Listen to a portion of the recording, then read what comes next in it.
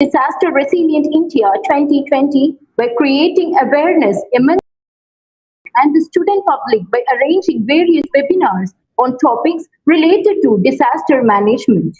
Our first session was on disaster survival skill. Our second session was on district disaster management plan. And now our third session is on District Resilient India 2030.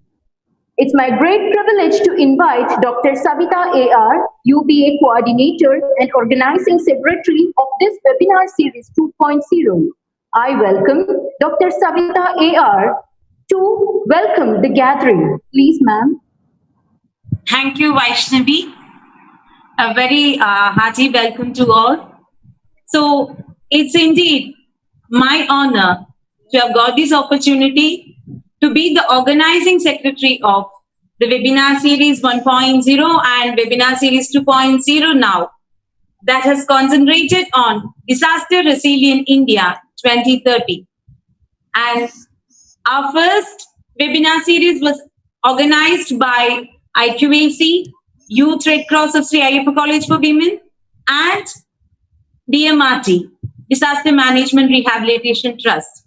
And our webinar series 2.0 is being organized by Unnat Abhiyan, the flagship program of Minister of Education, Government of India, in association with DMRT Trust again.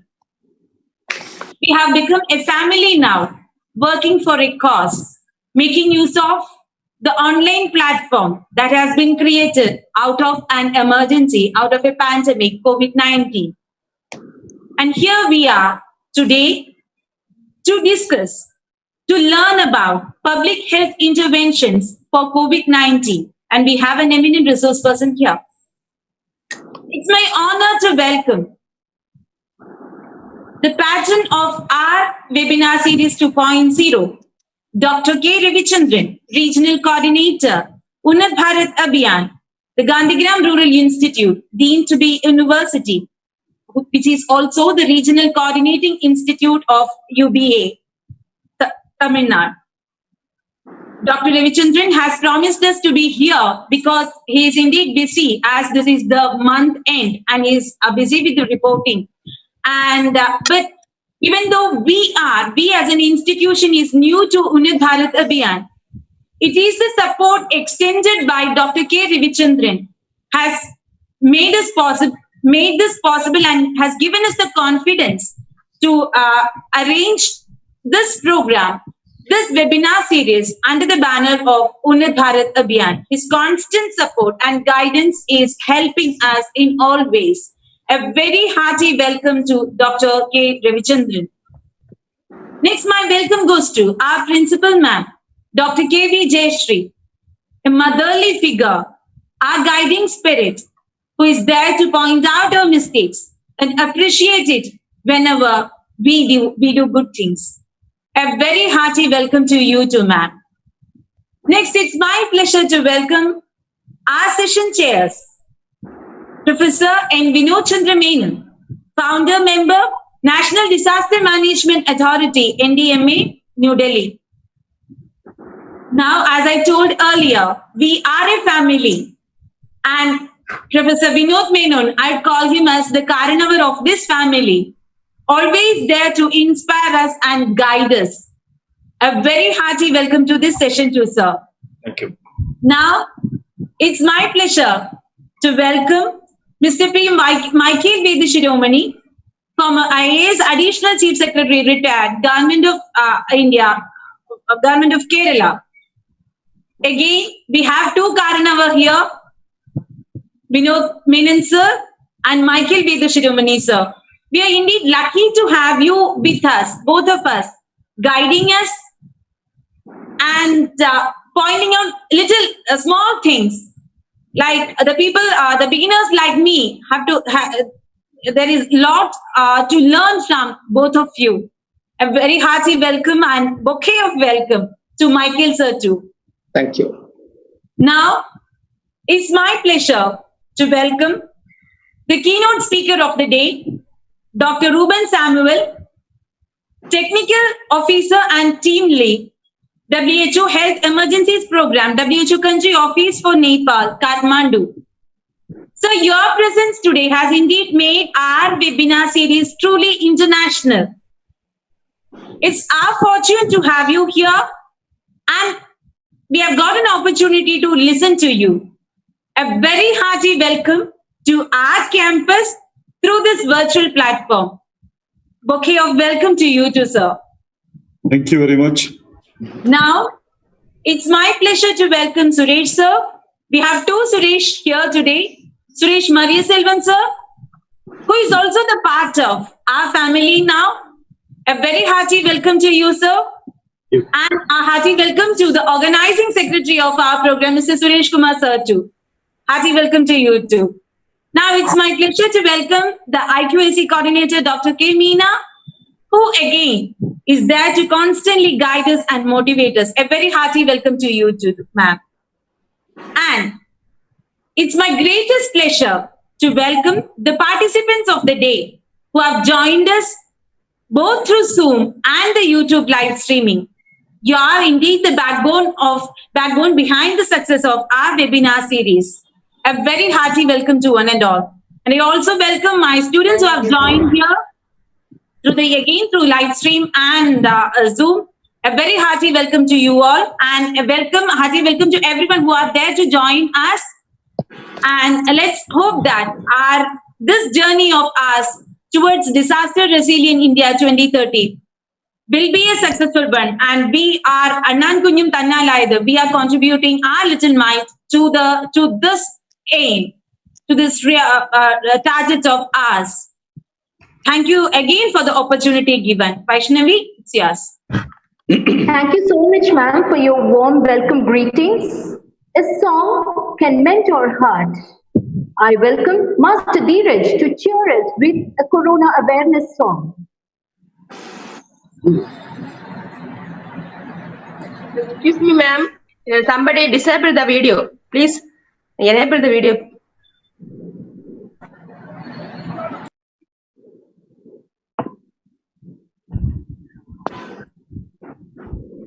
Ma'am, somebody disable the video. Please enable the video.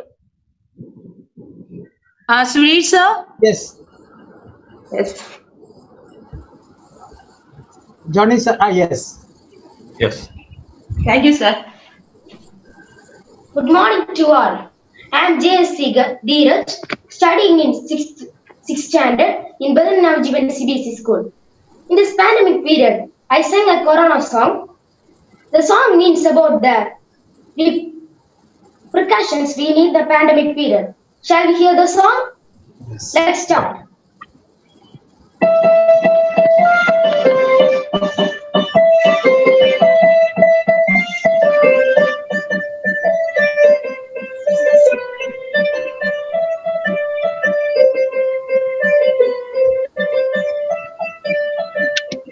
கொரோனாவை அழிக்கணுங்க தனிமையாக இருக்கணும் நீங்க கொரோனாவை அழிக்கணுங்க தனிமையாக இருக்கணுங்க அடிக்கடி கை வாய் மெய்ய soap போட்டு கழுவணுங்க அடிக்கடி கை வாய் மெய்ய சோப்பு போட்டு கழுவணுங்க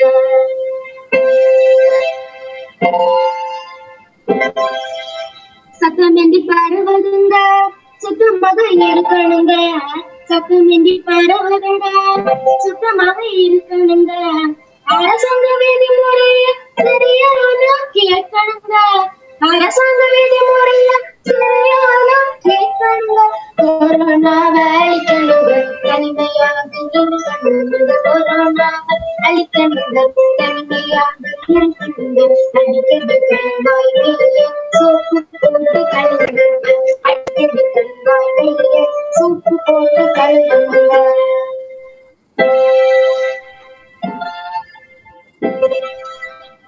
சத்தமின்றி பரவுதுங்க சுத்தமாக இருக்கணுங்க சத்தமின்றி பரவுதுங்க சுத்தமாக இருக்கணுங்க அரசாங்க விதிமுறைய சரியான கேட்கணுங்க அரசாங்க விதிமுறைய சரியான கேட்கணுங்க கொரோனாவை அழிக்கணுங்க தனிமையாக இருக்கணுங்க கொரோனாவை அழிக்கணுங்க தனிமையாக இருக்கணுங்க அடிக்கடி கை வாய் வெளியில சோப்பு போட்டு கழுவணுங்க அடிக்கடி கழுவாய் மெய்ய சோப்பு போட்டு கழுவுங்க.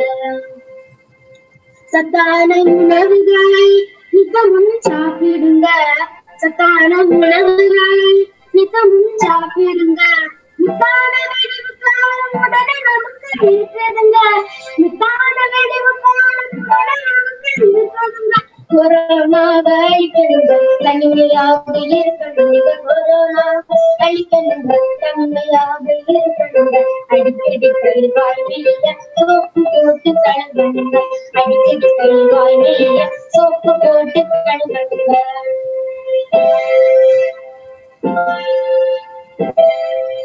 விதியில நோகாதீங்க, விதியில போகாதீங்க. விதியில நோகாதீங்க, விதியில போகாதீங்க. போலீஸ்ல மாட்டிக்கிட்டு பேசலதான் சிக்காதீங்க. போலீஸ்ல மாட்டிக்கிட்டு பேசலதான் சிக்காதீங்க. கொரோனாவை அழிக்கணுங்க, தனிமையாக இருக்கணுங்க. கொரோனாவை அழிக்கணுங்க, தனிமையாக இருக்கணுங்க. அடிக்கடி கழுவாய் மெய்ய சோப்பு போட்டு கழுவுங்க.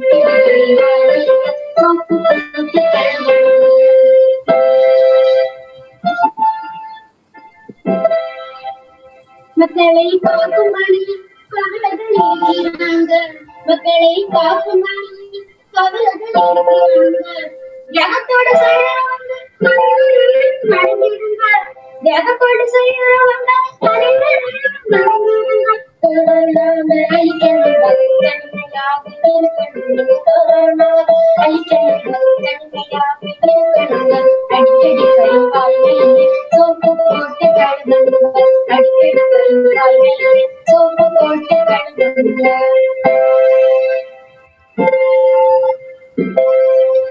மருத்துவரும் செவிலியரும் சுகாதாரத்துறையினரும், மருத்துவரும் செவிலியரும் சுகாதாரத்துறையினரும் பாதுகாப்பு காரியத்தை செய்யும் பணிக்கு நன்றி சொல்லணுங்க. பாதுகாப்பு காரியத்தை செய்யும் பணிக்கு நன்றி சொல்லணுங்க. கொரோனாவை அழிக்கணுங்க, தனிமையாக இருக்கணுங்க. கொரோனாவை அழிக்கணுங்க, தனிமையாக இருக்கணுங்க. அடிக்கடி கழுவாய் மெய்ய சோப்பு போட்டு கழுவுங்க. அடிக்கடி கழுவாய் மெய்ய சோப்பு போட்டு கழுவுங்க. அடிக்கடி கழுவாய் மெய்ய சோப்பு போட்டு கழுவுங்க. Thank you. Super music. Thank you so much, Master Dheeraj. Our Master Dheeraj has a world record of participating in an event longest rudimentary electronic keyboard Western music performance for performing for nearly 2 hours, 50 minutes, 50 seconds on 12th October 2016. And he also bears a unique record of participating in an event of longest rudimentary Carnatic music performance. He performed for nearly 2 hours, 30 minutes and 30 seconds on 31st March 2017. And also, he made a staunch mark on longest rudimentary Western dance performance for performing for nearly 2 hours, 13 minutes and 13 seconds. So thank you so much, Master Dheeraj, for inspiring us with this song. And now, I would like to welcome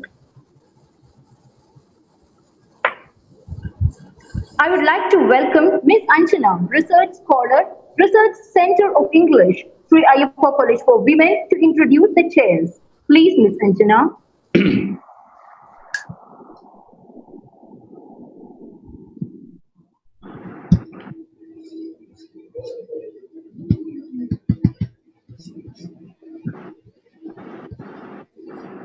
Great evening, everybody. Actually, I'm plentifully thrilled to accept this open door to introduce these two eminent personalities, Professor N. Vinod Chandra Menon, sir, and Mr. P. Michael Vetha Siromony, sir. Talking about Professor N. Vinod Chandra Menon, sir, he is a senior professor and has head of school compassion, peace, humanitarian action, and disaster risk management.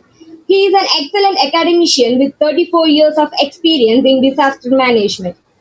He is one of the founder member of India's National Disaster Management Authority, which coordinates the disaster risk management preparedness of our country. His contribution during the Indian Ocean tsunami in 2004, while serving as the in charge of UNICEF Emergency Preparedness and Response Team, is admirable. And also Mr. P. Michael Vetha Siromony, sir. He is a vibrant IFS officer who worked tirelessly for the rehabilitation of the tribal people while serving as the collector of Nadu, Kerala. He has also served as the Director of Tribal Welfare and also as the Dairy Development Commissioner of Kerala government.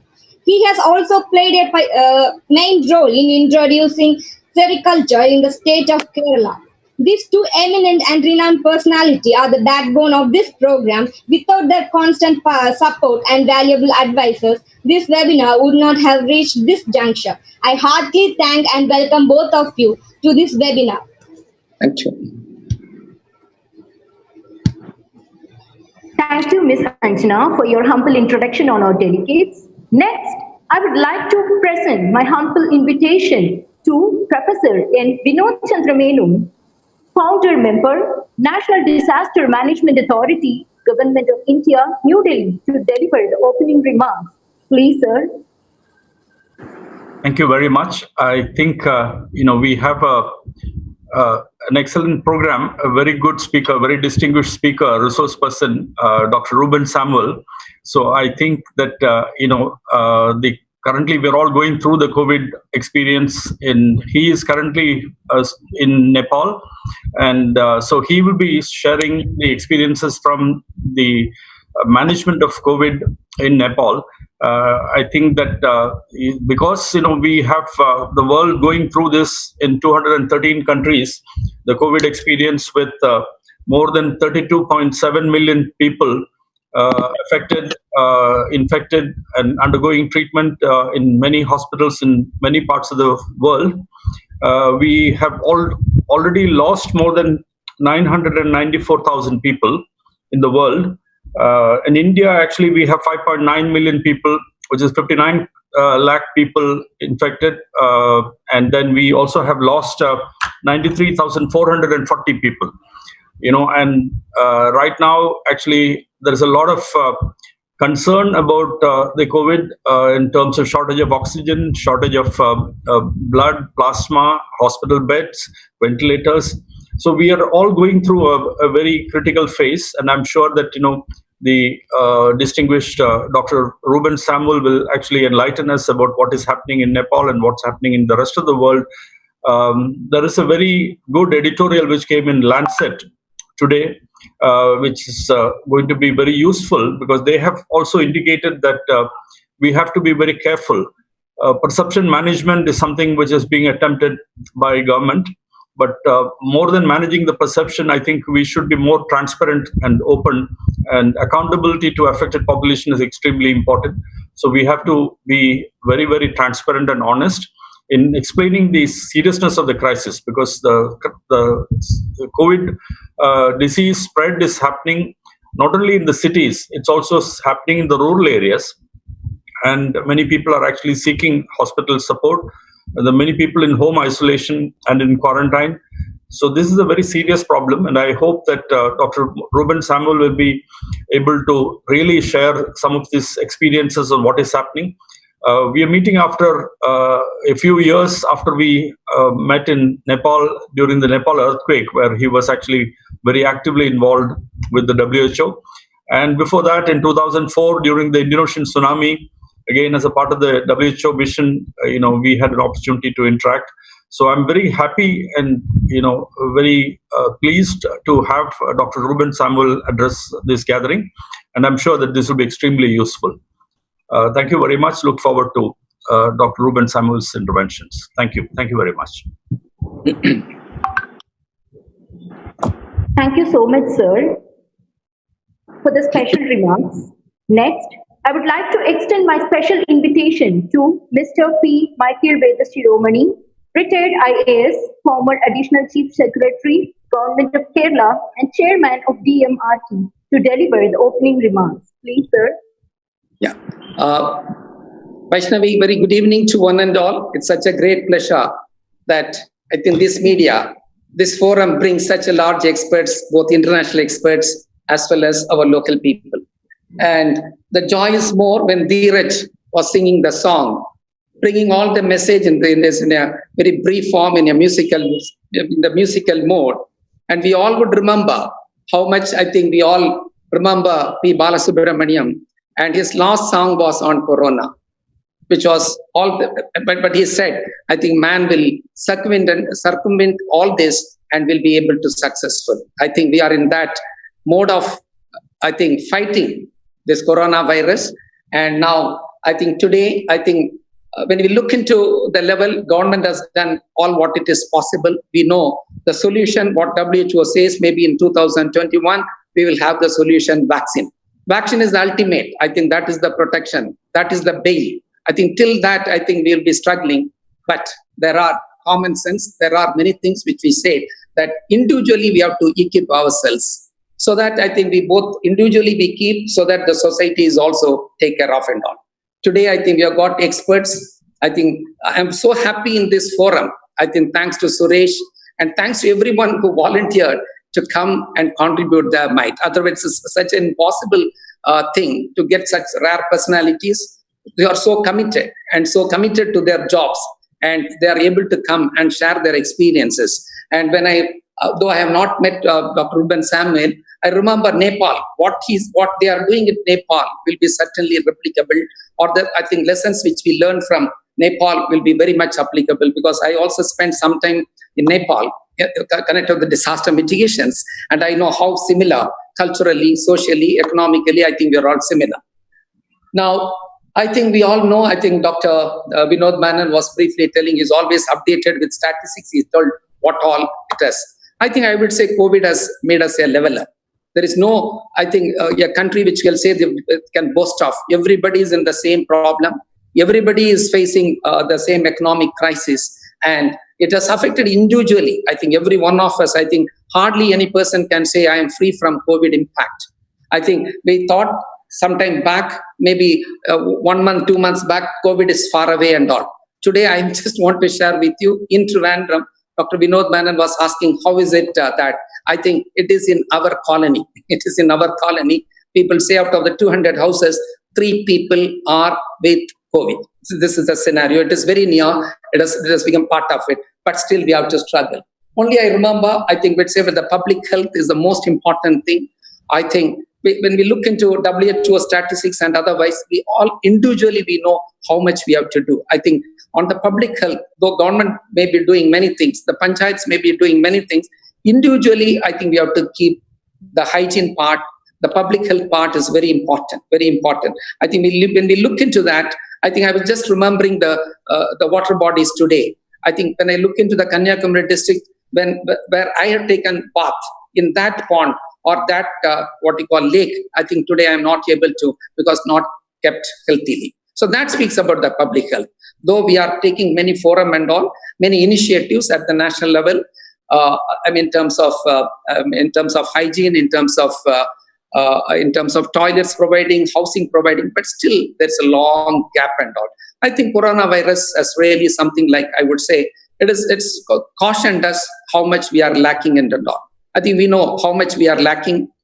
From one end, though we today, most of us are assembled in the tip of this country. I think Kanniyakumari, I think the institution is here, both the Ayyappa College and DMRT institutions. Both, I think we start from here, as we said, as Swami Vivekananda said, arise and awake till we settle and all. I think there are struggling. It is a holistic, the whole global efforts are being made to find a solution. I think we should be optimistic, though we have lost quite a large number of people. Our own member of parliament we lost recently, but still I think we have to be optimistic, so that we will do our duty, so that I think the country or the place where we living and where the society we are, I think can be healthy, and we will give importance to public. We have to fight corona. We cannot go down. We have to fight corona at the individual level and at the institution level and society level. Thanks to all the initiatives by both Ayyappa College and DMRT institutions. I think this combined effort really has created a lot of awareness. Above all, the happiness is it has brought such a large number of experts. Dr. Maria Selvam, everybody is making available, and Dr. Vinod Menon is always available, everybody. Thanks to Savita, thanks to Suresh, thanks to one and all those who have associated with. Let us jointly make the public health and the corona fight an optimistic and a successful event. Thanks for this great opportunity. Looking forward to hear from Dr. Reuben Samuel and the lessons which we are going to learn and follow. Thank you very much. Thank you very much, Vaishnavi. Welcome. Thank you so much, sir, for the special remarks. Next, I would like to welcome Professor Suresh Maria Selvam, Public Health Emergency Expert and former Coordinator and Networking Officer, UNDP, to represent our keynote speaker. Please, sir.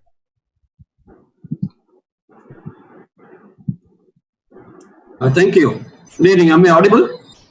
Yes. Yeah. Good evening to everyone. Respected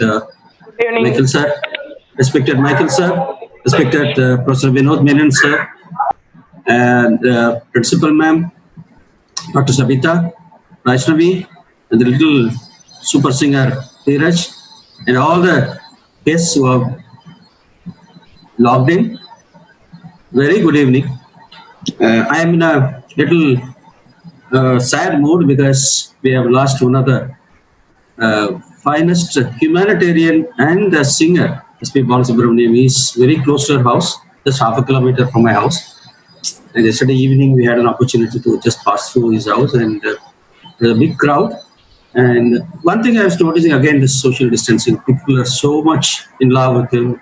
They never bother about their own health. They all gathered. It was a big crowd, and the police force was engaged to manage the crowd. And then they decided to take him to his farmhouse out of the city so that the crowd could be controlled, and the experts of VIPs could come to the place from the airport directly. It is connected to the Nellore road. So that way, they manage the situation. So kind of people were watching the entire scenario on TV. So beyond that, we're all logged in. So many people are there, I can see. And still, a lot of them will be waiting in the YouTube to watch the program. I'm happy to introduce a good friend and well-wisher, Dr. Reuben Samuel. My relationship with him goes behind 20 years behind, late 90s, when he was, after medical education in CMC, he is working for CMC. I was working for DANIDA, Danish International Development Assistance, as a monitoring advisor at the national level. So Reuben Samuel was invited to do an evaluation for National Leprosy Eradication Program and DANIDA's involvement in the program. And being an epidemiologist, the report, what he has prepared, gave me a lot of insights, and I learned, I'm basically a software person, so it gave me a lot of ideas, and he is one of the reasons why I entered into the social side. And he presented the report with a lot of evidence-based indicators, which gave us to introduce a lot of policy inputs. I can list a lot of things. There's no time, but it was one of the finest report submitted by Dr. Reuben Samuel. And after that, I left to Europe, and when I came back, DANIDA phased out in 2003, 2004, 2003, yes. And then by the time Dr. Reuben Samuel was in Orissa, so he was looking after UNDP projects as well as the WHO projects. And so when I came back, so I was looking for a right kind of opening. And so it was Dr. Reuben Samuel invited me and introduced me to UNFPA team. And Health Management Information System was introduced. That was the time NRHM was introduced by the then Health Minister, the Union Health Minister. And we worked in the undivided Korapur district. It was now in 4 districts, the Andhra, Orissa border. And Dr. Reuben Samuel was heading the team. Again, it was a wonderful experience to streamline the entire information system of child and mother health program, maternal child health program. A lot of indicators were introduced, and the system is still working.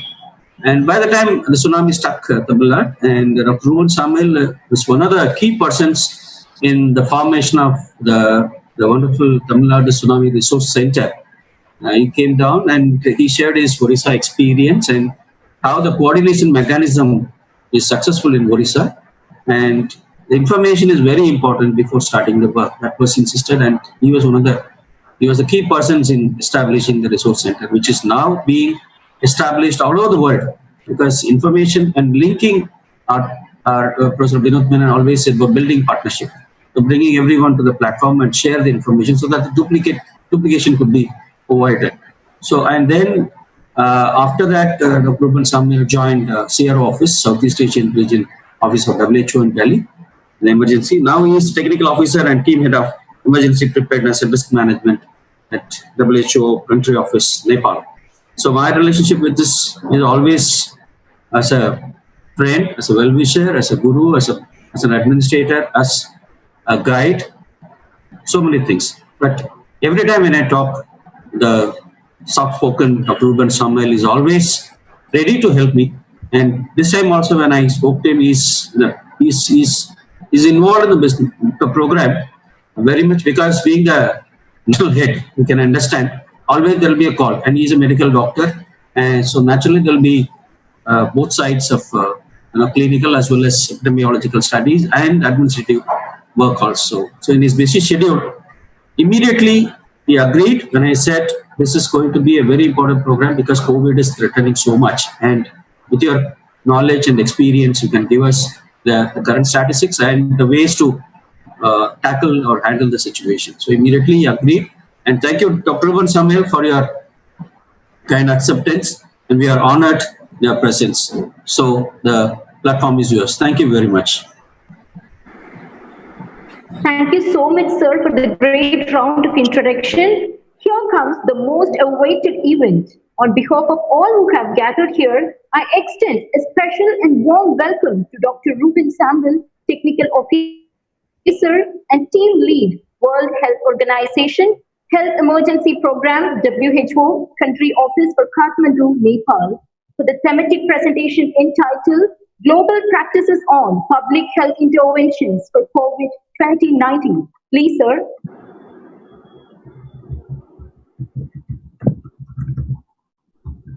Thank you very much, and thank you for the very kind words of introduction by Suresh, and also the felicitation by Professor Vinod Menon, and also by our senior officer, Dr. Siromony as well, and also for Vaishnavi for the kind words of introduction.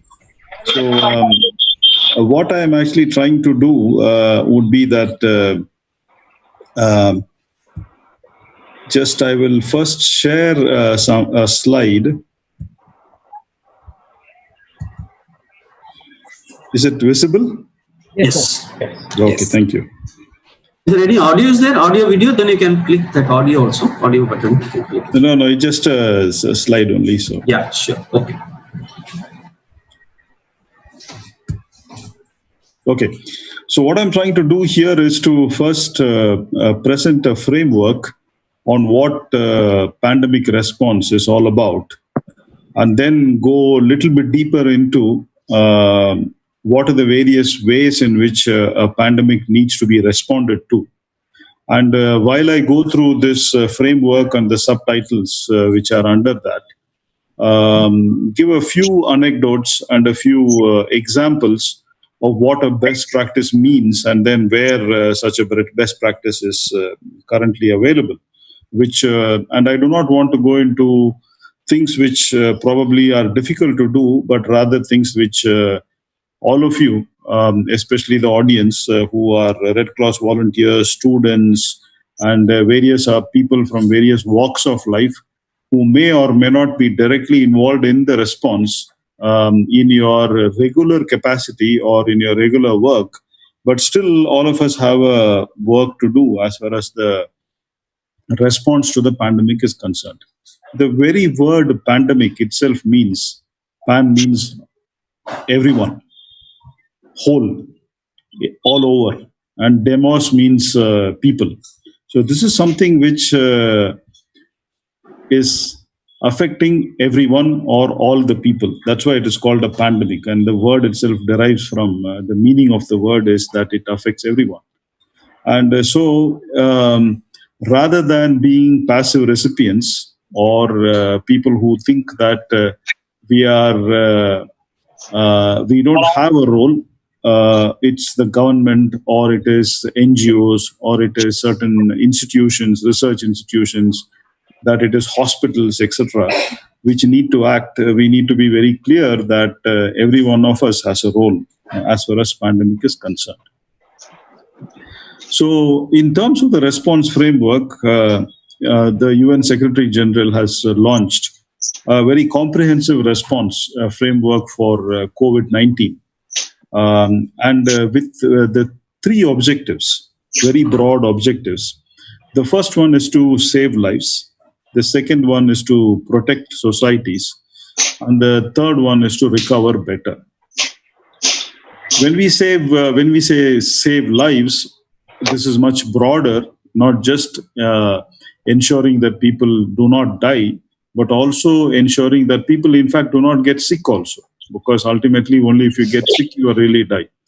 And also the fact that the systems need to be in place. If the systems are actually locked down, let's say the hospitals are not accessible, or people are not available in the hospitals, or services are not available in the hospitals, one person or a family or anybody need not be just affected by coronavirus or COVID, but can be affected by any other health condition.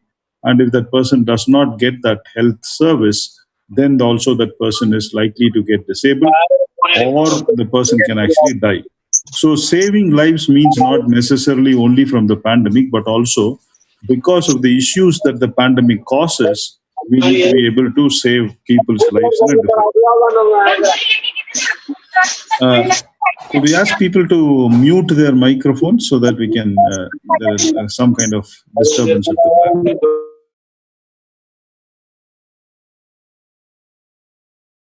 I'll unmute. Yeah, thank you. I'll unmute myself. So the second one is protecting societies. And we all know that the pandemic has affected different sectors in different ways and different people in different ways. One of the issues that have actually cropped up, which are very, very clear,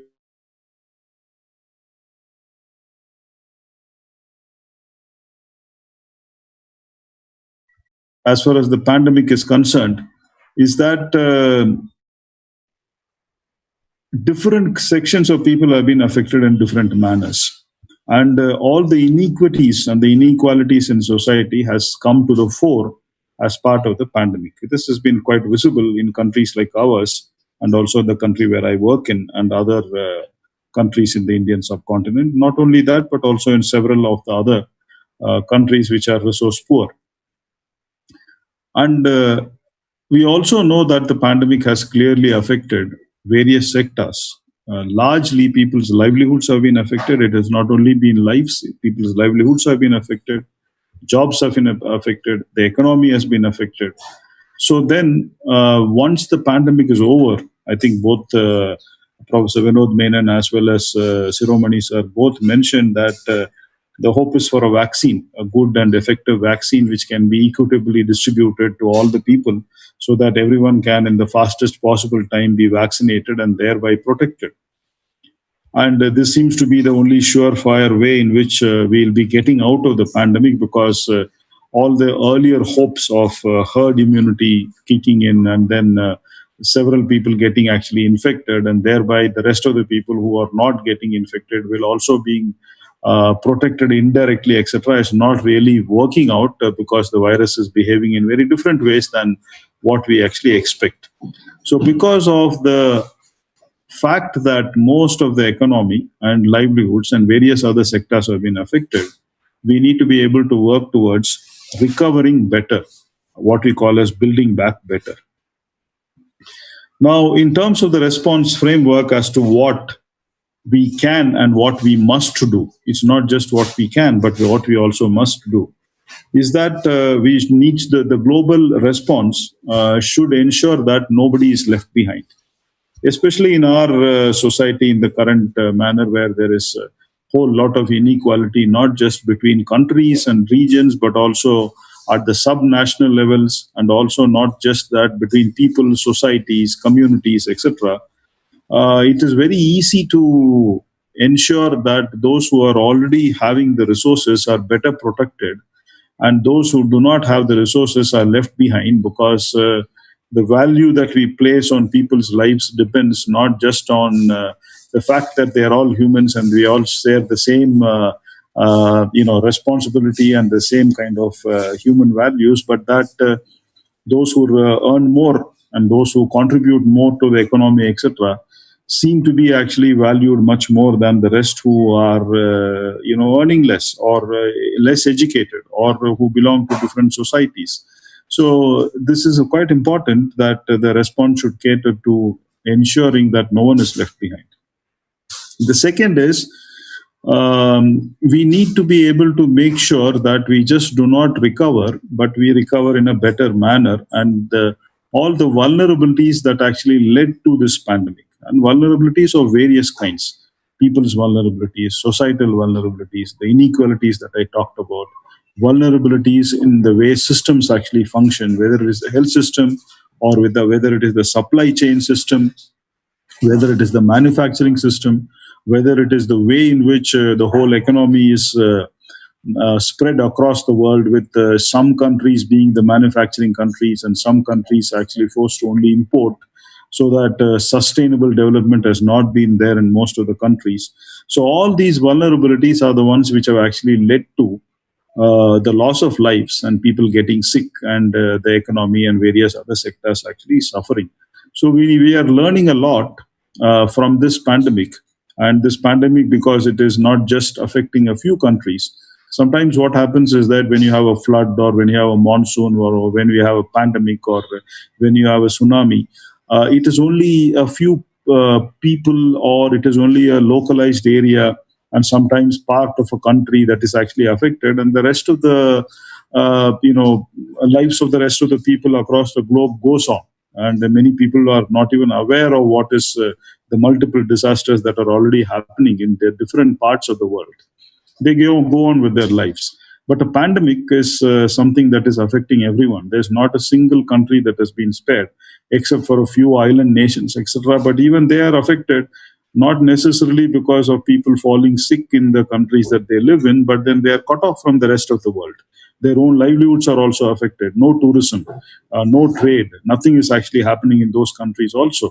So everyone is affected, and then thereby both the leadership, the people who are administrators, the common society, people who are, any walk of life, are able to understand the various vulnerabilities that individual societies and the globe and the regions actually face. And hopefully this will actually let us to ensure that going forward, once we come out of this pandemic, we will reduce the vulnerabilities that caused this kind of a pandemic and also future pandemics. Building resilience to future shocks. While we are battling the pandemic, you all know that many other things are constantly happening. Most of you who are actually listening to the, watching the television or reading newspapers, etc., would already be aware of that every year is a record-breaking heat wave. Every year is record-breaking flooding, mudslides. Every year is a record-breaking loss of life due to fires, especially wildfires and forest fires. Every year we hear that the amount of ice that is in the polar caps, whether it is the Arctic region or it is the Antarctic region, the ice caps are actually melting, and then slowly, we say that last year we had the most meltdown, and again the next year we find that now this is a record year.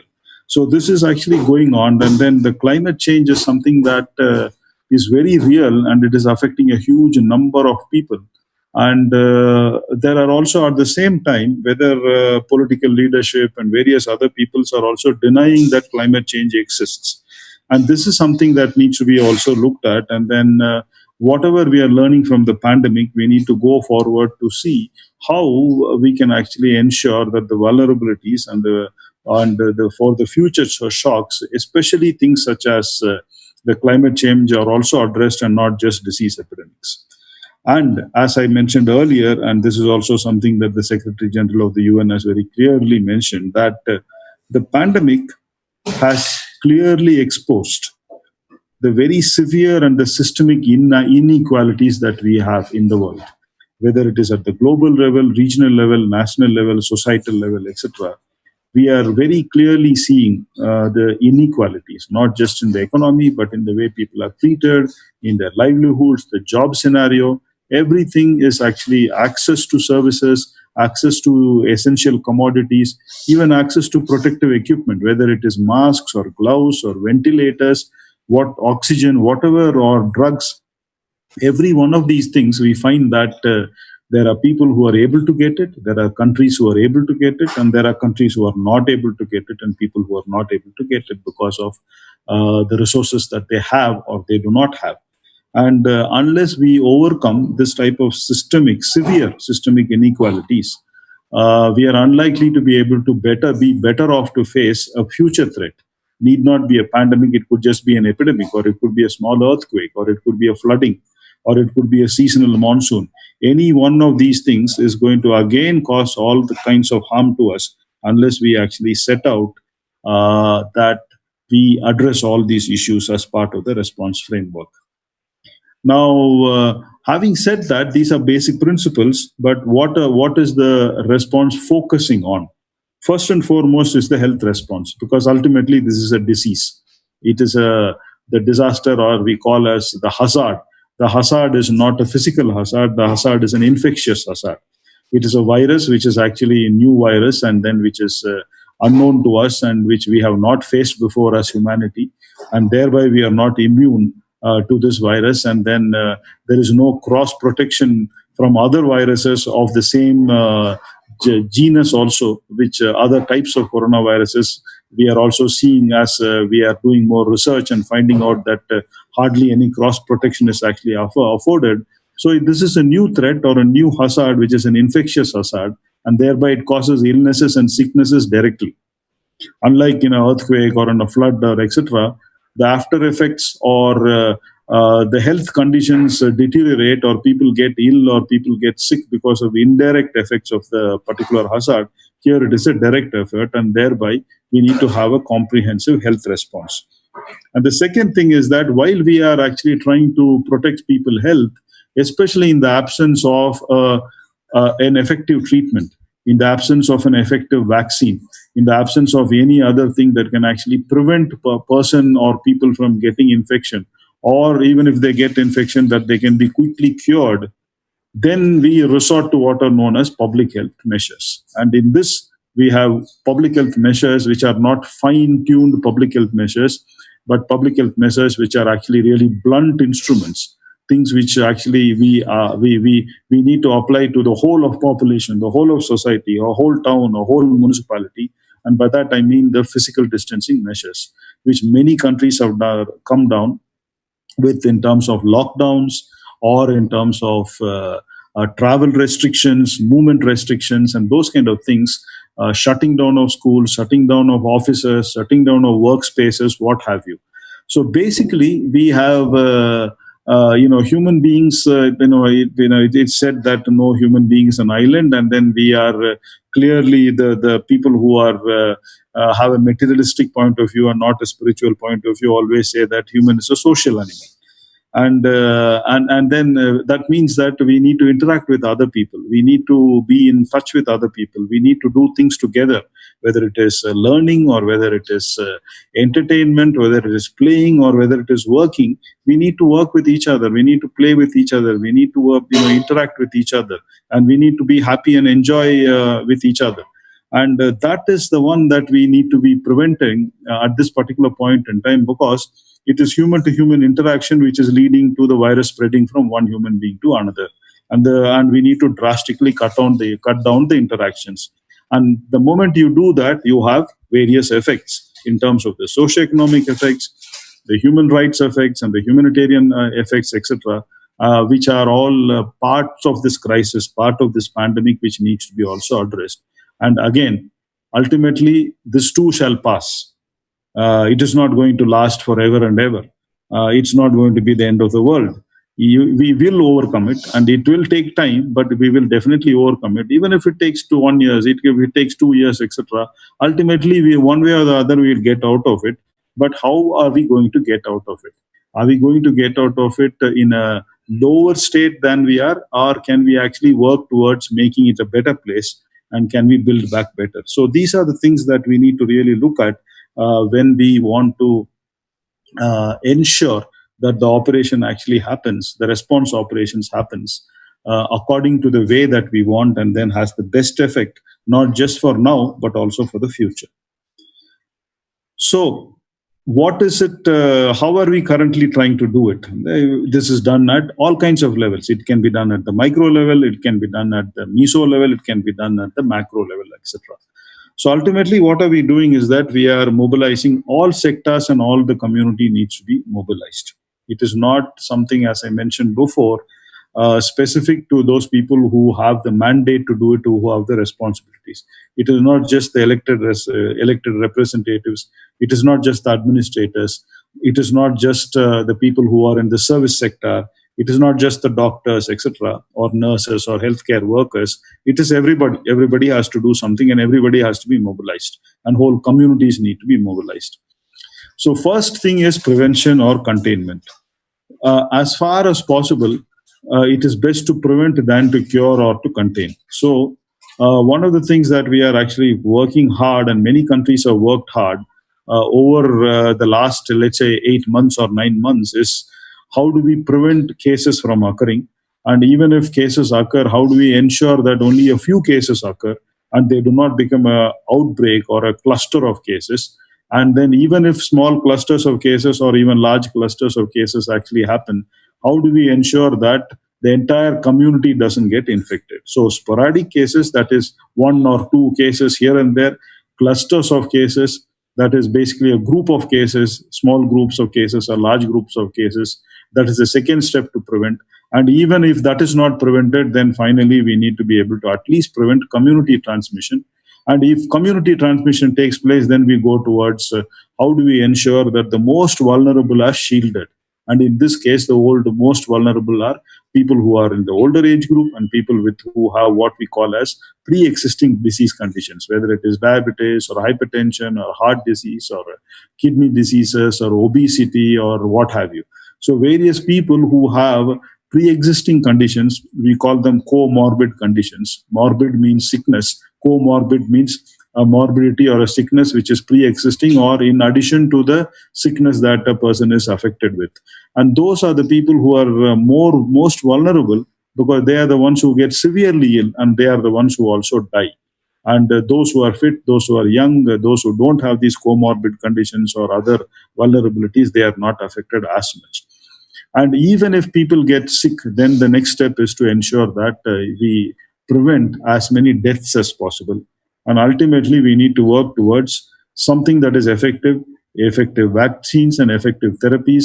Several trials are actually going on, both by countries and also monitored and supported by WHO in various countries, so that we, in the quickest possible time, we are able to come up with vaccines or therapies, drugs, etc., various types of drugs which can actually help in treating people who are actually sick, or vaccines for their prevention. So these are the various things that we are actually trying to do as far as the response plan is concerned and the focus is concerned. So ultimately, when it comes to the humanitarian response plan, so you know that even before the pandemic happened, there are many countries which have various humanitarian crises. We have Yemen, where the whole of the Middle Eastern region is facing various humanitarian crises, largely of a political nature. Whether it is Syria, whether it is Yemen, whether it is Lebanon, or Congo, all these places have some or the other civil strife currently going on. Then there are places which have huge economic crises. Many countries in South America, you know that they've been very badly affected because of failure in their economy, and large numbers of people are actually migrating, economic migrants, to other countries. And unfortunately, they're also being prevented from going to the well-off countries from the poor countries. Then you also have countries which are already suffering from other diseases. You have Congo, which has been affected by Ebola, for instance. And you have many other countries which have diphtheria outbreaks and various other disease outbreaks. And then you also have, because of climate change, you have floods occurring, you have earthquakes occurring, you have wildfires occurring, and various types of these humanitarian crises are not only were there before the pandemic, and even when the pandemic is going on, these things are also occurring because one does not stop the other. And we need to have some special provisions made for these places where a humanitarian crisis is already ongoing or a humanitarian crisis is faced in addition to the pandemic. And here, additional measures need to be done in order to ensure that in addition to what is already there, the pandemic does not cause more problems for the people who are already miserably affected by these issues. And here it is ensure that additional morbidity or additional sicknesses and deaths do not occur. The assets that have been created, the social cohesion, as well as the livelihoods that have been created, etc., do not actually deteriorate. And also special assistance and protection for people who are refugees, people who are internally displaced, migrants, and other vulnerable communities need to be actually put in place. So this is broadly what we are actually trying to do as the UN and also various partners and helping the countries do. Whether we are part of WHO or UNICEF or any UN agencies, this is the broad contours on which we are actually working on. And ultimately, what is the in this particular pandemic, it is not just only, as I mentioned, a health crisis. It is not only a humanitarian crisis, it is also a socio-economic crisis. And thereby, the socio-economic crisis also needs to be addressed. I mentioned that the biggest brunt has been taken by systems, health services and other systems. So they need to be protected during this pandemic. And we call people who are in these systems as essential services or essential or critical services, and people who work in these services as critical workers. Because if they themselves fall ill and if they are not protected, then the entire service actually comes to a standstill. Because if you look at health, all of us know that you need to get trained and you need to have some experience before you can actually deliver the right health care to people.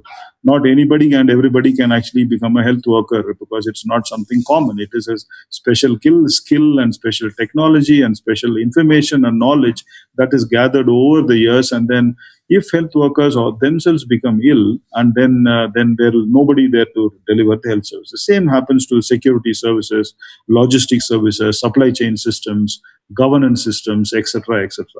So these are essential services and systems, transportation services, fire services. So many essential services are there where people need to be protected. If they are not protected, those people who are delivering the services are not protected, then the whole thing comes to a standstill. And in addition to the diseases, there's nobody to cure the diseases or take care of these people who are affected, and thereby protecting these services becomes very important. Protecting people, social protection and basic services. We all know the saga of what happened in our country as well as in other countries with respect to migrant workers. We also know that in many of our countries, we do not have what we call as a very good social safety net. People live from day to day. People live from one meal to another meal. Many people do not have a place that they can call their own to shelter. Many people actually live in the open or live in various accommodations that have been provided by their employers. They sleep out in the open. So when it comes to food, when it comes to shelter, or when it comes to some level of resilience or some level of resources, savings, which they can actually hope to use for what we call as a rainy day, they don't have that. And there are no pensions, most of them, or even if pensions are there, it is very meager. They are dependent on other people. They are dependent on the day that if they don't work, they can't live. If they don't work, they can't eat. If they don't work, they cannot stay in a place. So these are things which are very, very important for people and as for societies in order to be resilient. And if in the absence of such what we call as social safety nets, and in the absence of good basic services, whether it is transportation or whether it is food services, whether it is various other types of services, security, etc., then the sort of society really suffers on the whole, and then we need to protect these also. Protecting jobs. As I mentioned, people who do not have social safety nets, and when people cannot get unemployment benefits, or even if people have something saved up, but if their health insurance is actually connected and linked with their employment, if the employer is the one who's actually paying the health insurance, which is what the major problem in the US, as opposed to several of the Scandinavian and other European countries which are socialist, is that in the US, as a liberal democracy, their health insurance itself for a large number of people is actually connected with their employment. So the moment they lose their job, they also lose their health insurance. And if those kind of things are there, you need to be able to protect the jobs, or you need to have unemployment benefits actually provided to them. What about people who cannot, who are pregnant and who are hoping for a maternity benefit and they can't do that? So these are issues that need to be really also taken into consideration as part of the best practice response. And ultimately, we also need to look at a macroeconomic response, because when the whole market is failing, or when the whole economy is actually failing, when the foreign reserves are actually dwindling, or when the value of the currency actually falls, various things need to be put in place to have a macroeconomic response. And this can only happen if the whole of society collaborates, and then countries actually do not compete with each other but actually collaborate. And ultimately, these kind of shocks will also lead to various types of issues when it comes to interaction between communities and between people, the regard that people have for each other, and the usual animosities that people have, disregard that people have for each other, the prejudices that people have against each other also becomes more, and social cohesion is lost. Riots and those kind of things actually crop up, and this is something that you can also see happening in one of the premier democracies of the world, in the US. You have so many riots which are happening, and then it is happening in Syria, it is happening in Lebanon, it is happening in Belarus. Various countries are actually facing social unrest and the loss of social cohesion, and the pandemic has actually heightened that in most places, whereas it has also lowered it in some places because of people fearing coming out in the open and actually protesting, etc. So in some places it has come down, but in most places it is actually there, ready to break out. And then we need to work on these kind of issues also, in order to ensure that the pandemic does not lead to a loss of social cohesion or community resilience. These are the various aspects that what we need to look at when it comes to response. So 3 types of responses I actually talked about. One is the immediate response, which is health, socioeconomic, and then building back better. The humanitarian response, and ultimately the socioeconomic response. So all of this is kind of summarized in this diagram, which is the thematic focus areas. These are the various things that we need to really look at in concrete terms. Food security and nutrition for people who are on the move, or migrants, internally displaced people, the human rights of people, the debts of countries. I also talked about social impact. And then we also want to look at mental health. When people fall sick, when people lose their loved ones, when people are shut down in their own homes and cannot interact with family and friends, when people are stressed beyond their limits because they have lost their jobs, lost their livelihoods, lost their loved ones, etc., mental health becomes a big issue.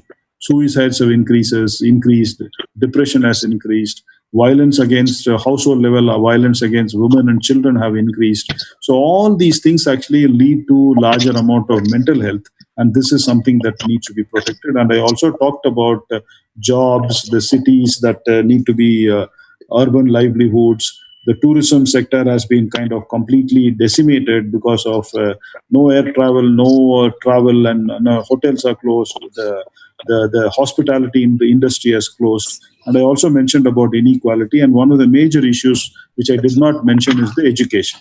Most people cannot go to school. Most people cannot go to college. And all children and all college students cannot avail of internet facilities. They cannot actually do online classes.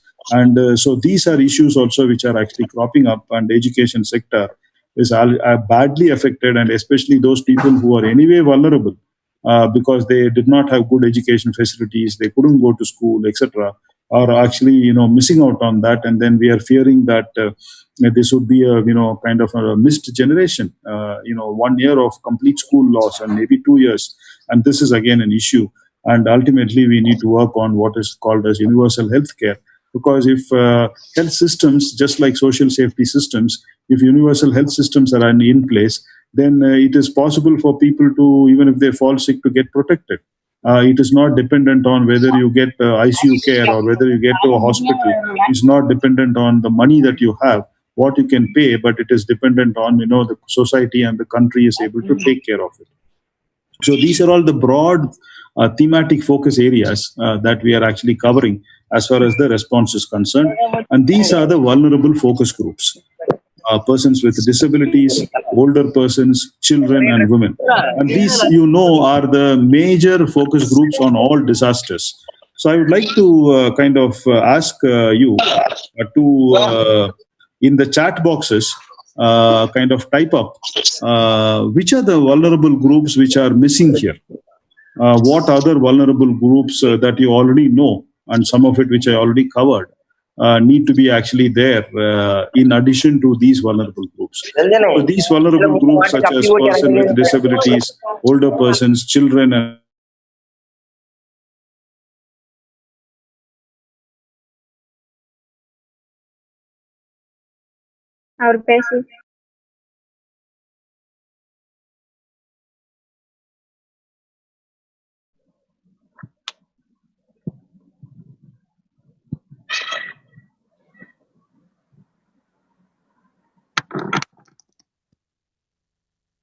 just to interact a bit, so you can actually type in the chat boxes as to what other vulnerable groups are there.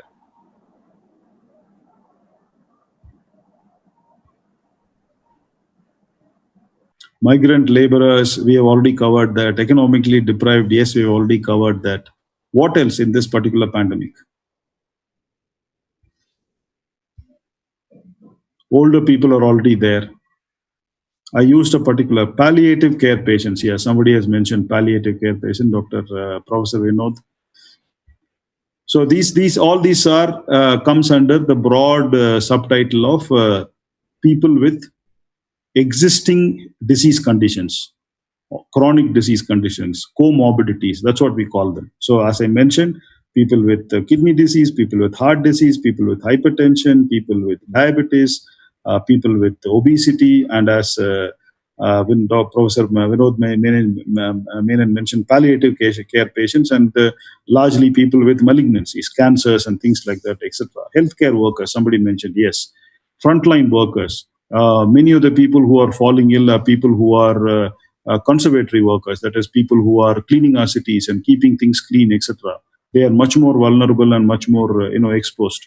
Our grocers, even people who are shopkeepers, so who have to keep their shops open, and who because we need the commodities that they sell. Transportation workers, people who are ferrying commodities from one place to another. Police forces, in many places, we find that the people such as the traffic police, who are actually regulating crowds and day in and day out, those are the ones who are actually affected. And also people have mentioned transgender people and minorities, etc., because they cannot actually be in touch with themselves. In addition to the stigma that they already face, additional stigmas are actually faced. And people with chronic diseases, people living with HIV/AIDS, people living with tuberculosis, and other things are also asthma and various other things, epilepsy. So these are all the other vulnerable groups that we need to also take care of when it comes to actually addressing this, issue. Then finally, before I wind down and then tell a few things, we need to also look at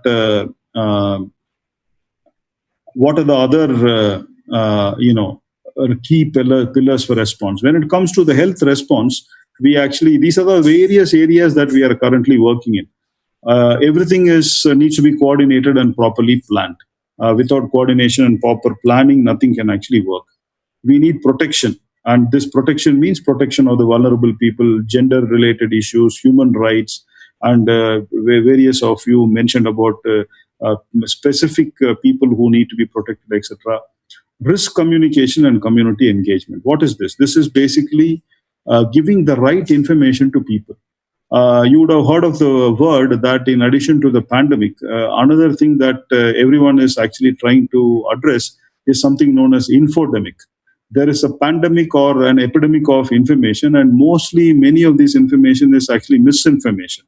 And we are struggling to contain this kind of misinformation. People tell people how the disease is spread, how the disease is not spread, what we need to do to protect against, and all kinds of things are actually happening, right from the biggest people to the smallest people. And then unless we do proper risk communication and then engage the community in having the right information and taking actions to protect themselves, then we have lost the game. Health, various issues related to provision of medical care and prevention, protection, curative services, rehabilitation, etc. Food security is another area. WASH. What is WASH? Water and hygiene and sanitation. We all know that many places don't have toilets, don't have running water. Many people do not have the soap that they need, or many of us might be well off, and then we might be using hand sanitizers, etc. But even running water, people do not have. People don't have access to water, and this is an area which needs to be worked with. Nutrition, especially the malnourished people, etc. People who are already malnourished. Education, I mentioned. Shelter and camp management, etc. So especially in humanitarian situation, and also migrants, those who are moving from place to place who did not have a shelter. And we also talked about better recovery and the whole lot of stuff that needs to be done when it comes to supply chain management and logistics, whether it is PPE, whether it is mask, whether it is gloves, whether it is food commodities, whether it is ventilators, whether it is oxygen supply, whether it is drugs, and ultimately whether it is vaccines. Without a proper logistic systems, we will not be able to do a proper response. And then we need to have best practices in each of these things at various levels to be able to do it. Then when it comes to this specific health response, these are the things that we are actually focusing on. Surveillance, disease surveillance, case surveillance, who is getting the disease, how do we capture the information about the people who are getting the disease, how do we ensure that their contacts can be traced, etc. So surveillance, rapid response, when I talked about sporadic cases, clusters of cases, community transmission, investigation of the cases thoroughly to get information about who they are, what are their characteristics, how did they get it, what are the symptoms that they have, and who else they were in contact with, what are their comorbidities or vulnerabilities which will make them come into severe disease. All those things are the things that we do in terms of case investigation and ultimately contact tracing. And many of the things that we know that if a person is in contact with a case, that person is likely to be, that person is exposed to the virus, and at some point in time that person might get the disease. So the earlier we are able to track the contacts and quarantine them and observe them and test them, then we are preventing people from spreading the disease from one to the other. So this contact tracing, especially at the community level, becomes very, very important. And it has to happen at the panchayat level, it has to happen at the village level, it has to happen at the municipal level. And several volunteers are needed, such as Red Cross volunteers, college students, etc., with protective gear, and also using call centers, calling by phone, and using, let's say, nowadays apps, etc., to be able to do the contact tracing. And some research is also needed in order to make sure that things are happening properly. We also need to have good things which are done in the points of entry. What is points of entry? People move from one country to another. And sometimes in one country, the epidemic is already in a advanced stage. In another country, the epidemic is in a lower stage. Or in one state, it is in a higher level. And in another state, it is not in a higher level. And so there are checkposts and various other things. And at these places, if people are not registered, screened, triaged, and protective equipment such as masks, etc., given to them, then disease spreads from one place to another. And then strengthening of these points of entries, border areas, we call them border points, checkpoints, etc., both within countries and then between countries, it is necessary. You cannot prevent the disease. The another thing is good laboratories. We know that in many countries, good labs are not available, especially public health labs. and they are very costly as well to do diagnostic testing. And in this particular disease, the good tests are the PCR tests, which are very sophisticated, cost a lot, require a lot of training, require costly equipment, costly reagents, etc. Unfortunately, we have not yet come up with a very cheap and very quick test, even though antigen tests are now slowly coming up. But unless we have good tests which can be delivered at the community level, we are dependent on labs. And so good laboratory facilities and improving the laboratory facilities becomes important. Infection prevention and control, social distancing or physical distancing, hand washing, and wearing a mask for every interaction when you are not in a close group becomes quite important, and especially in the hospital level also. And this is also connected with the WASH that I mentioned, the water, hygiene, and sanitation. And in the hospital setting, how healthcare waste is actually managed. Once people use the gloves, if they simply throw it here and there. Once people use the masks, they throw it here and there, or the various other things that are used for treating people, whether it is the clothes the patients are wearing, or the things that are used to draw blood or give injection and things like that, etc. All these are infected. And if we do not manage those waste, then also it becomes a problem. And when case numbers go up, every patient who is admitted generates a certain amount of waste. And if you multiply that by 10, then the waste care becomes 10 times. Multiply it by 100, it becomes 100 times. So this waste care, waste management also is very important. And all these becomes part of the infection prevention and control. Then you have case management. This is identifying people early, quarantining them, isolating them, checking their vulnerabilities, to giving them early treatment, putting them on oxygen in a fast manner, and then ultimately when they become critically ill, ensuring that they get the critical care by ventilatory support, etc. And if this requires training of doctors, trainings of nurses, training of paramedical workers, training of other workers, training of ambulance workers, a whole lot of chain of treatment is needed, or what we call as the chain of care is actually needed right from the home level to the hospital level and back to the home level. Right from the primary healthcare to the secondary healthcare to the tertiary healthcare, right from prevention to curation to rehabilitation. So these are the things that are needed when it comes to the case management. And then we have this operation support and logistics that I already mentioned. Without equipment, without the people, without money, without the commodities and supplies, you can't do anything. So a smooth flow of these things are quite important. And we also know that this pandemic has made certain things very difficult. Shutdowns, or transportation shutdowns, or hospitals, entire hospitals being converted into COVID hospitals because of necessity. What happens then is that people who need other health services, somebody has a heart attack, somebody needs medication for his hypertension because the hypertension has gone up, somebody who's supposed to get insulin or diabetes medicine runs out of that medicine, and that person cannot be cared for.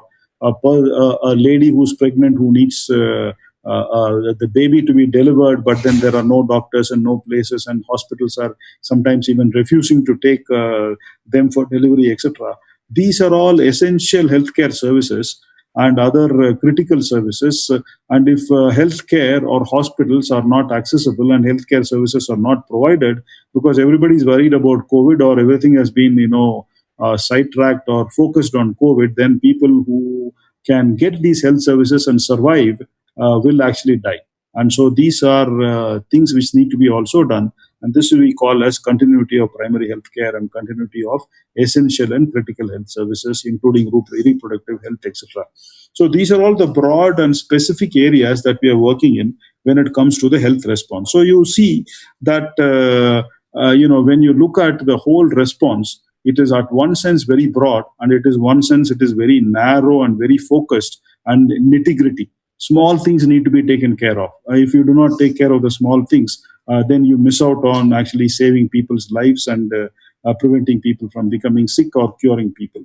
So this is the complexity of the pandemic and the complexity of the response. And ultimately, this is my last slide before I would stop. There are key principles in which we are trying to look at this response. Some of these, which I already highlighted, that the response has to be, if it is a best practice, it has to be a whole of government response, not just the health sector, not just the transport sector, not just the food sector, every sector of the government, the whole of the government approach, not just federal government, but also state government, not just state government, but also municipal government, district governments, local bodies, etc. Whole of society, every part of society has to be involved when it comes to a pandemic. Everybody is involved.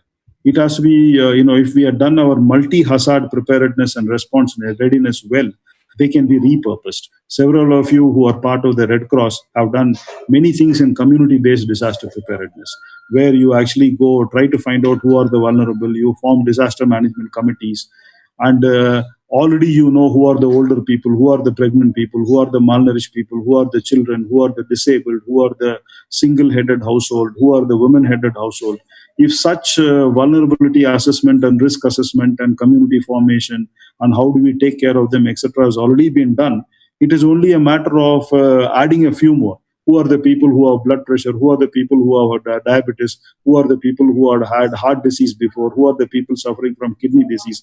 These things can be added. But if there has been no community-based disaster preparedness, there has been no vulnerability analysis, there has been no risk analysis, there has been no arrangement of the community to work with each other and protect each other and help each other, then when the pandemic comes, we are lost. So this is the reason that some of the things that we did as multi-hazard practices, preparedness practices, we might have worked on for flood, we might have worked for monsoon, we might have worked for tsunami, or we might have worked for drought. Doesn't matter. As long as we have worked at the community level, institutional level, etc., these preparedness and response elements can be repurposed for the pandemic. But if you have not worked at all, then we are lost. Next is solidarity. We know everybody is in it. Everybody is affected. It is not that if we shut ourselves in our home, we are not going to be affected, or if we close down our, the border to our town and not let other people in, that we are safe from it. Everybody is affected. So solidarity is very important. Global solidarity between countries, regional solidarity, national solidarity, and societal solidarity. Without this solidarity and having people mentioned, I think. Somebody had actually shared yesterday after SPB passed away the speech that he had made.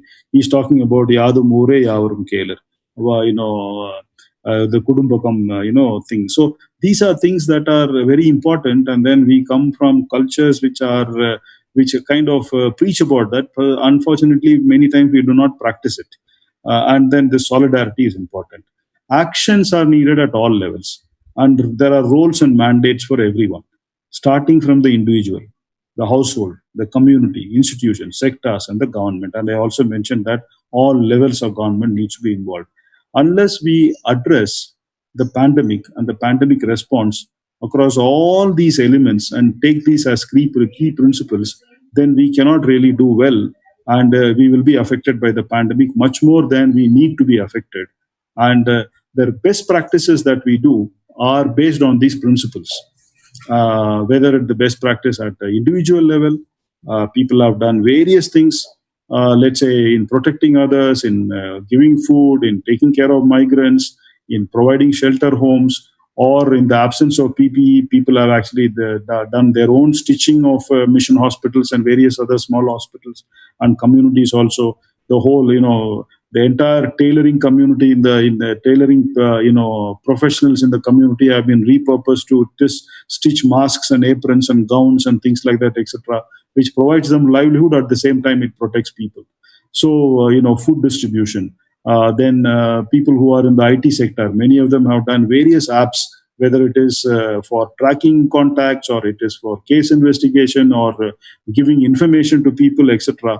So various innovations have actually come forth. Many people have actually industries. For instance, I know a classmate of mine who was working in Ashok Leyland, who worked with young people and repurposed a bamboo bag, and then within a few weeks, youngsters were able to come up with a with a ventilator, which is not sophisticated, but which can be used to deliver oxygen instead of health workers and nurses actually pumping the ambu bag and giving manual ventilation and automatic ventilation with some and many such innovative things have actually come up when it comes to research is going on. So whether it is at the individual level or whether it is at the community level, household level, institutional level, many best practices have actually come up for people to protect each other, protect their own health, and many best practices have come in the education sector when it comes to online training, online coaching, and things like that. So we can think of many best practices, and we can actually come up with many innovations only if we know that what are people suffering from, how do we get into what we call as people's shoes, and putting ourselves in other people's shoes, especially those who are suffering, and also thinking about what we are going through ourselves as individuals and societies. If we do not actually take the time to think through what we are actually suffering from and what are the difficulties that we ourselves are facing, and contrasting sometimes with the privileges that we have. We might have an internet, and thereby we are actually looking at this and taking part in this webinar. But there are many people who don't have a computer, don't have a mobile phone, don't have internet facilities, etc. How do we reach them? Community radio, maybe through mass media. So there are various ways, or person-to-person communication. So various ways in which we can actually reach people and then come up with innovations, as long as we have two things. One is that we know that we are in it. We cannot be insulated. Everybody is affected. We need to be actually helping the other person. Solidarity, treating everybody the same, and also ensuring that these principles are the ones which we need to be having in mind. Once the principles are there in mind, and we have a broad idea about what are the various things that need to be done, and then we need to have only empathy, and eagerness and a willingness to help others, and imagination. Let your imagination run wild, especially several of you who are actually listening to this are young people. You don't have to be anxious, and you don't have to say, hey, I'm sitting at home, I'm not going to college, I'm actually shut down, I don't have anything to do, etc. No, you need to think through these things and then come up with, use your imagination, use your networks, and use the privileges that you have, and come up with innovations and come up with best practices, because best practices are not things that is the preserve of a few people or a few communities, the well-off countries, etc. Best practices can come out of anything. It is not simply the saying that necessity is the mother of invention. And you also have seen that known when we talk about Edison, Thomas Alva Edison, we also say that invention is actually 1% intelligence and inspiration, inspiration, but 99% perspiration. So we need to have imagination, and we need to look at the necessities, and we need to put ourselves in the shoes of others. And then if we have this empathy and we want to reach out, I think there is no limit to the best practices and the innovations that we can come up with in order to help others and also to protect ourselves and overcome this pandemic, which faster than later, better than actually with difficulties. So this is all I had to say. I hope this was helpful, and I will stop here, and then if there are any questions or comments, etc., most happy to take it, and thanks for the privilege. Thank you very much.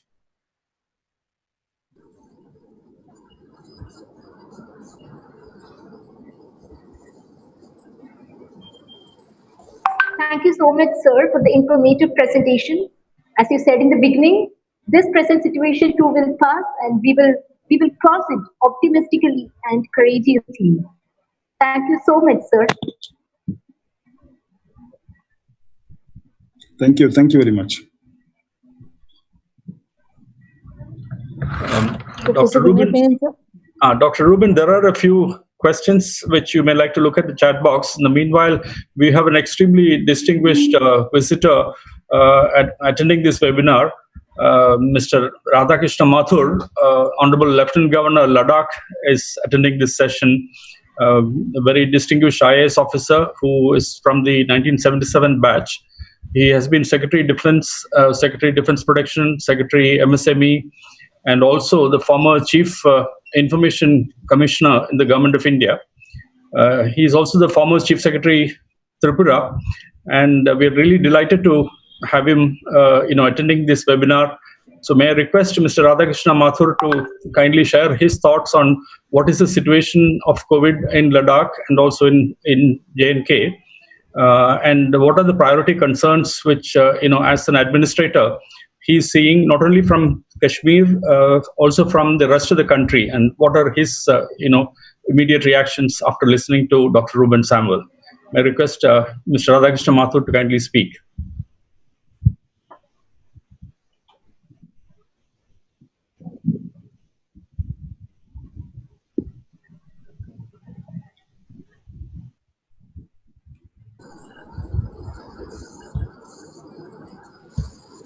The Honorable Lieutenant Governor Ladakh, Sri Radhakrishna Mathur. Are you able to hear me?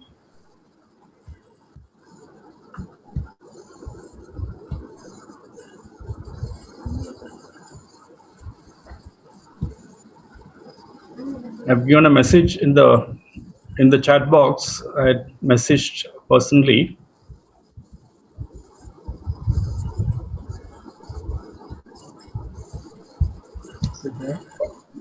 Is it there? Hello, are you able to hear me? Suresh, are you able to send him a message?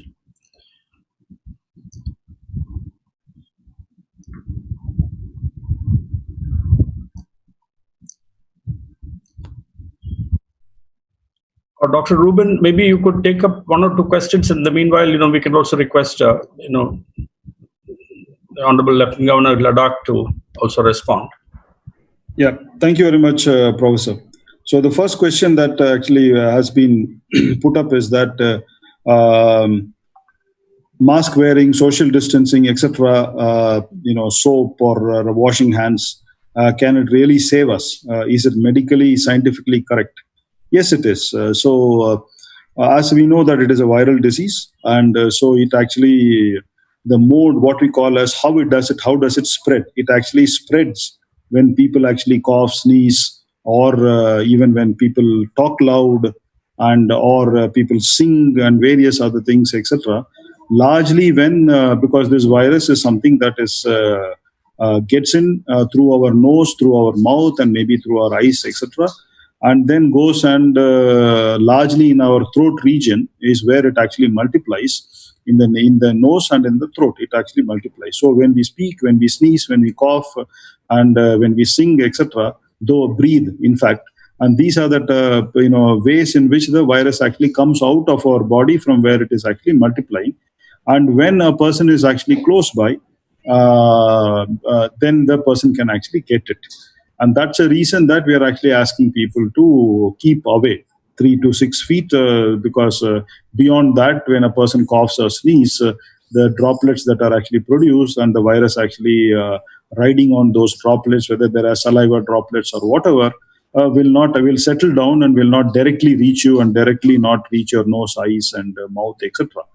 And so if you wear a mask, you're doing two things. One is that when you cough or when you sneeze or when you talk or when you breathe also, the virus is actually trapped. And so you are protecting other people from getting infected if you are infected. And if you are wearing a mask and you are not infected, then the virus cannot get into the mask. Nothing is 100% safe. There is always gaps, etc. But all of them together, wearing a mask, then keeping distance. So it is additive, we call it, right? If something gives 20%, 50% protection, if you add two things, the protection becomes 70%. If you add three things, it becomes 90% protection. So all of these things together, physical distancing, wearing a mask, and then also ensuring that you do not cough, and when you cough also you're wearing a mask or you're coughing into your sleeve, plus also washing your hands. That is because when a person coughs or when a person sneezes, that person's secretion is actually there in that area, maybe a tap, maybe a utensil, maybe a table, maybe a chair, maybe a pen, whatever. And then when you touch it, the virus is still alive and it has not dried out if it is very short time. And then you pick it up in your hands, and when you touch your nose and when you touch your mouth, etc., the virus goes in.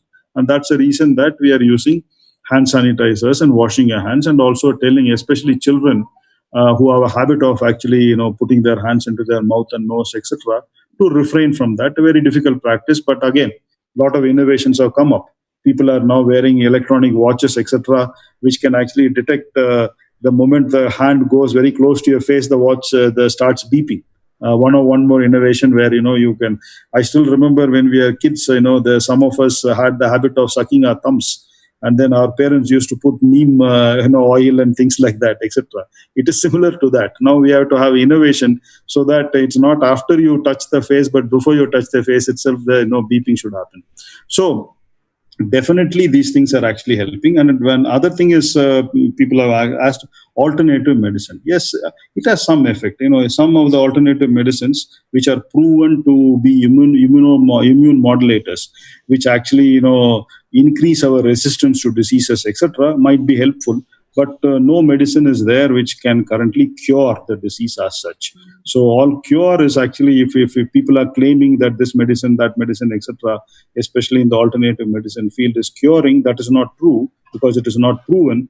But definitely we know that there are medicines which actually give you a better level of resistance from diseases, and those can actually help. And other thing that people actually mentioned was, one thing was, what about the positive effects of COVID-19, like clean air, clean water, etc., etc.? And true, yes, there have been certain effects. We call this, the term that people are actually calling this is anthropos, right? Anthro means humans, pos means stoppage. Humans have stopped. Human activity has stopped. Humans are not doing the things that they normally do. Going out here and there, working, staying at home, and this and that. So this anthropos has actually had some benefits in terms of for animal life, for clean air, and things like that, etc. But what we need to know, weigh that against at what cost. Can we forever, live like this? We also need to live. We are also one of the creatures. It's true that we have actually not done good stewardship of Mother Earth and taken care of nature the way that we need to take care of, etc. Because of that's a reason for climate change and various other issues.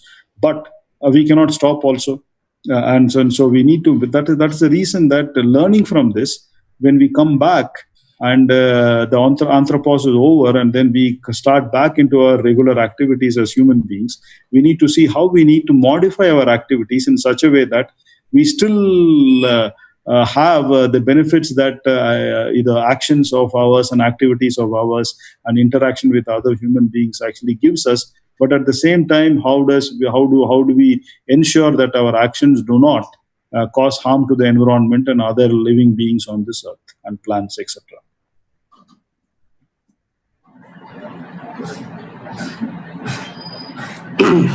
Somebody else has mentioned a standard has to be set for masks, sanitizer. Yeah, it is me. I asked for it. Yeah, there are standards for masks. Even for if you go to the WHO website, etc. Maybe at some point in time I can share that. There are standards for masks, and whether it is medical masks, surgical masks, cloth masks, etc. There are standards, and similarly for sanitizers also. And when it comes to drugs, as I mentioned, there are no drugs currently except for remdesivir, which is actually preventing or rather cutting down on the number of days that people get hospitalized. And then we have dexamethasone and things like that, which people with severe disease who require oxygenation, if they are actually given, these are actually anti-inflammatory drugs called corticosteroids. They cut down on the mortality quite substantially, about 30 to 60%, depending on whether it is severe or moderate.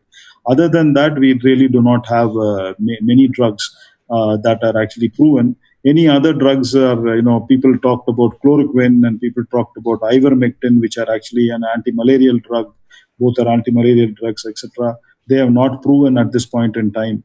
So there are many drugs which people actually take, and then there is also a lot of countries are going for convalescent plasma.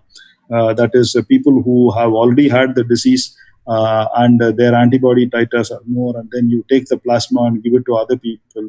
This has also currently not been proven to be very effective. So there are many things that are not proven, and then these things as to what is proven, what is not proven, is also very clearly available in the website of WHO, the website of US CDC, ICMR, and things like that, etc.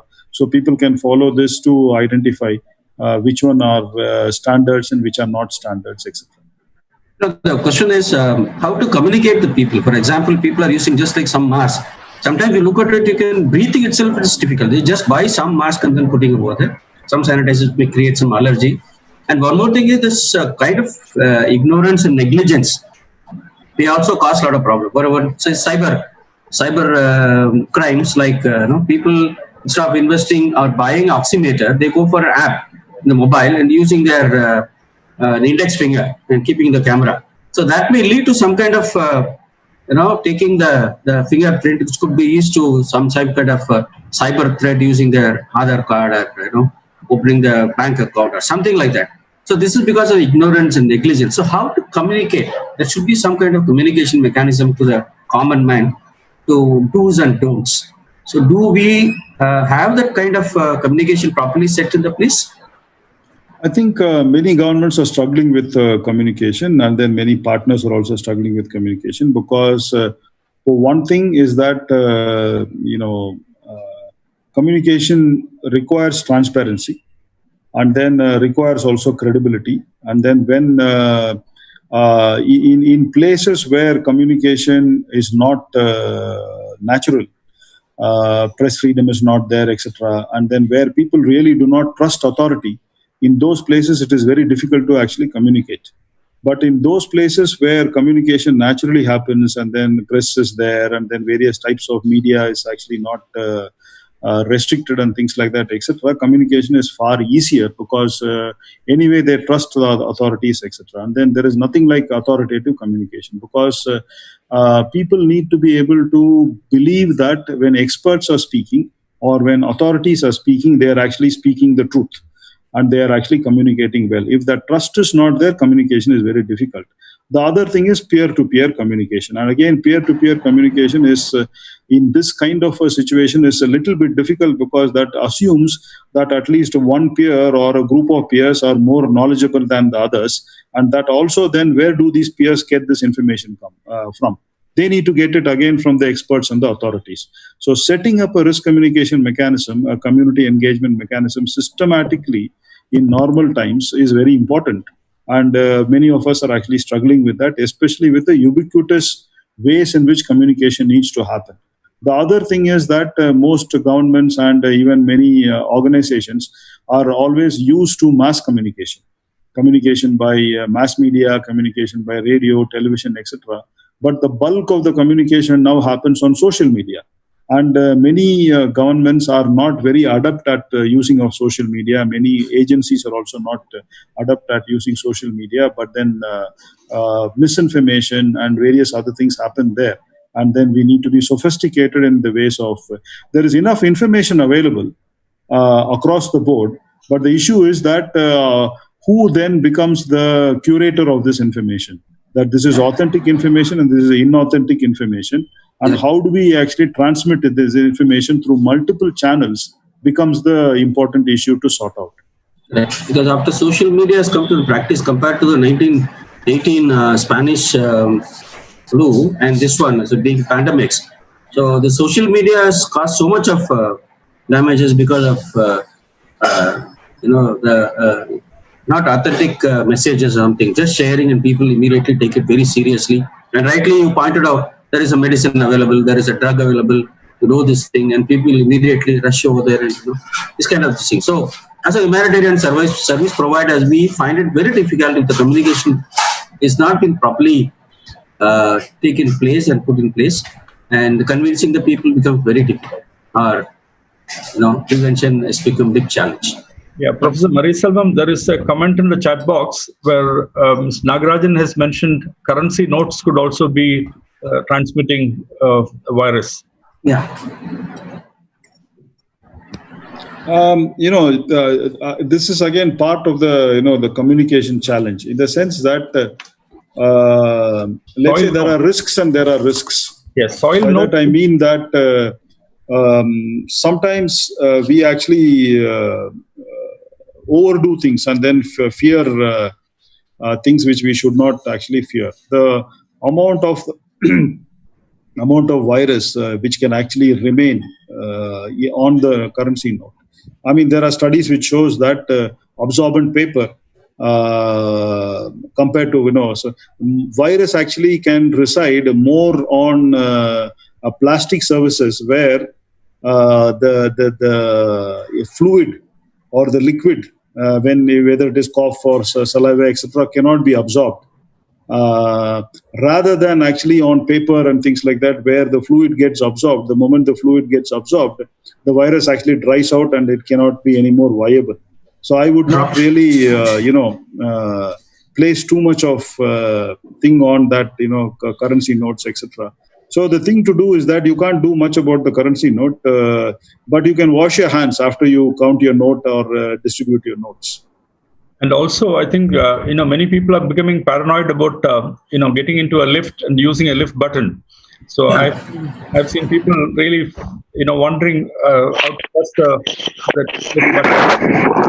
And these, and also using, touching railings, touching door handles and things like that. So the paranoia could be actually, discouraged through this kind of risk communication, what Dr. Reuben mentioned.